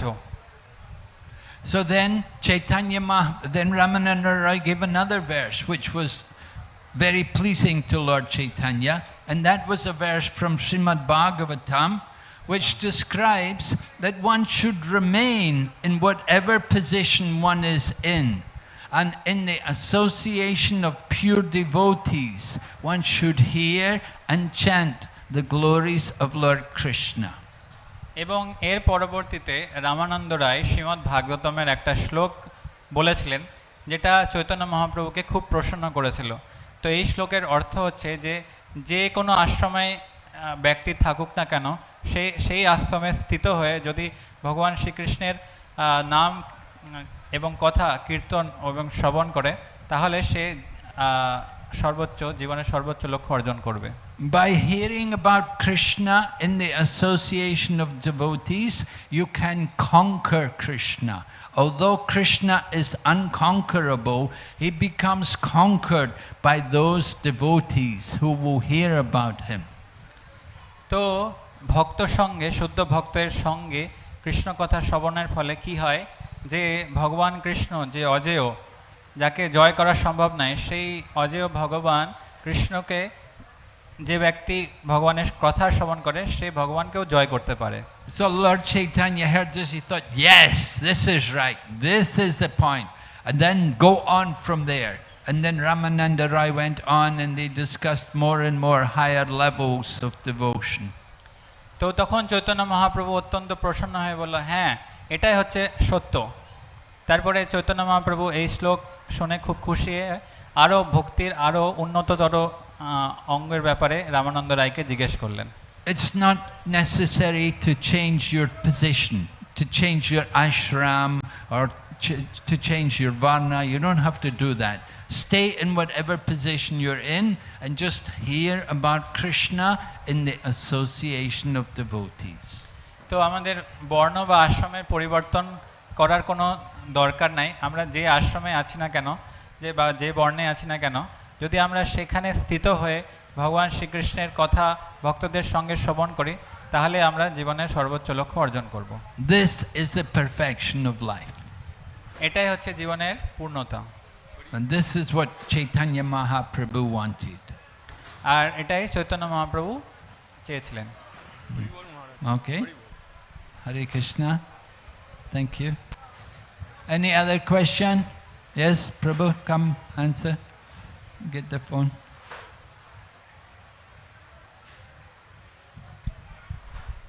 Hare Krishna Maharaj.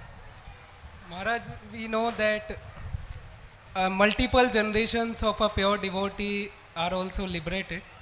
So in Bengal we meet many families who are descendants of associates of Chaitanya Mahaprabhu, but externally they are now like not following the Vaishnava etiquette, taking meat, and apparently like living like non-devotees. So when we meet such people, how should we treat them? Should we treat them like liberated souls, or try to preach them and bring back again on the path of Vaishnava etiquette like that? তো প্রভু প্রশ্ন করছেন যে কোনো শুদ্ধ ভক্তের ভবিষ্যৎ প্রজন্ম মুক্ত পুরুষ হয়। তো আমরা দেখি যে চৈতন্য মহাপ্রভুর মানে বংশে যারা আছে পরবর্তীতে, তারা এখন বৈষ্ণবীয় ধর্মে পালন করছে না বা আমিষ আহার করছে। তো আমাদেরকে তাদেরকে কিভাবে দেখা উচিত? তাদেরকে মুক্ত পুরুষ হিসাবে দেখা উচিত, বা তাদেরকে প্রচার করা উচিত, বা কিভাবে তাদের প্রতি আমাদের ব্যবহার হওয়া উচিত? So we should respect them. We should offer all respects to them. Chaitanya Mahaprabhu teaches us like that. Offer all respects to others and don't be anxious to be respected yourself. তো আমাদেরকে তাদের অবশ্যই শ্রদ্ধা করা উচিত, তাদেরকে সম্মান প্রদর্শন করা উচিত। যেমন চৈতন্য মহাপ্রভু আমাদেরকে শিখিয়েছেন যে অপরকে সম্মান প্রদর্শন করা উচিত, কিন্তু অন্যদের কাছ থেকে নিজের প্রতি সম্মান চাওয়া উচিত না। And don't try to teach to people unless they have accepted you as their teacher. আর কাউকে নির্দেশ দেওয়া উচিত না যতক্ষণ না পর্যন্ত তারা আমাদেরকে তাদের নির্দেশক হিসাবে বেছে নিয়েছে। Right? If they actually inquire from you, if they ask any question, then you can answer. যদি তারা তোমার কাছে প্রশ্ন করে তাহলে তুমি উত্তর দাও, না হলে দরকার নাই। But it's better not to try to push yourself as their teacher if they have not accepted you. কিন্তু আমাদেরকে জোর করে তাদের নির্দেশক হওয়া বা তাদের শিক্ষক হওয়ার দরকার নাই। So I have a student who is like descendant of Nityanand Prabhu. So should I internally respect him and teach as we teach other students, or like sometimes I am in dilemma whether will I offend him if I will scold him or try to discipline him like that? Because আমার একজন ছাত্র আছে যিনি নিত্যানন্দ প্রভুর বংশের লোক। তো তাকে আমি কিভাবে দেখব? তাকে কি আমি অন্যান্য ছাত্রের মতোই নির্দেশ দিব, বা কোনো সময় আমি মনে করি যে তাকে ওরকম নির্দেশ দিলে হয়তো আমার কিছু অপরাধ হতে পারে।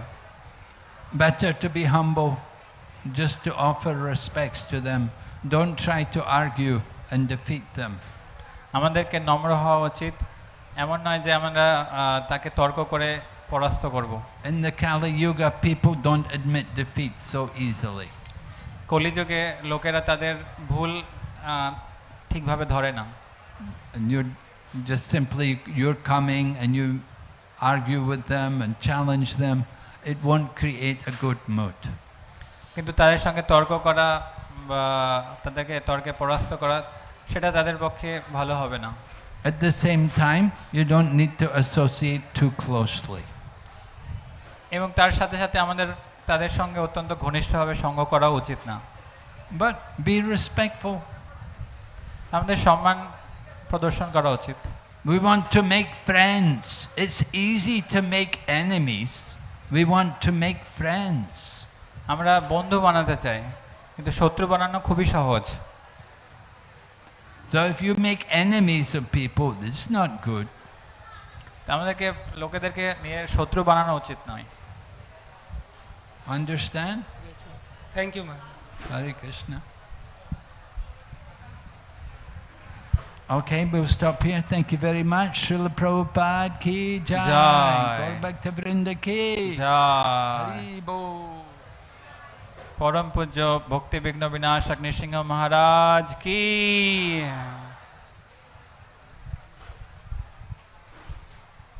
হরে কৃষ্ণা। একটা অ্যানাউন্সমেন্ট রয়েছে।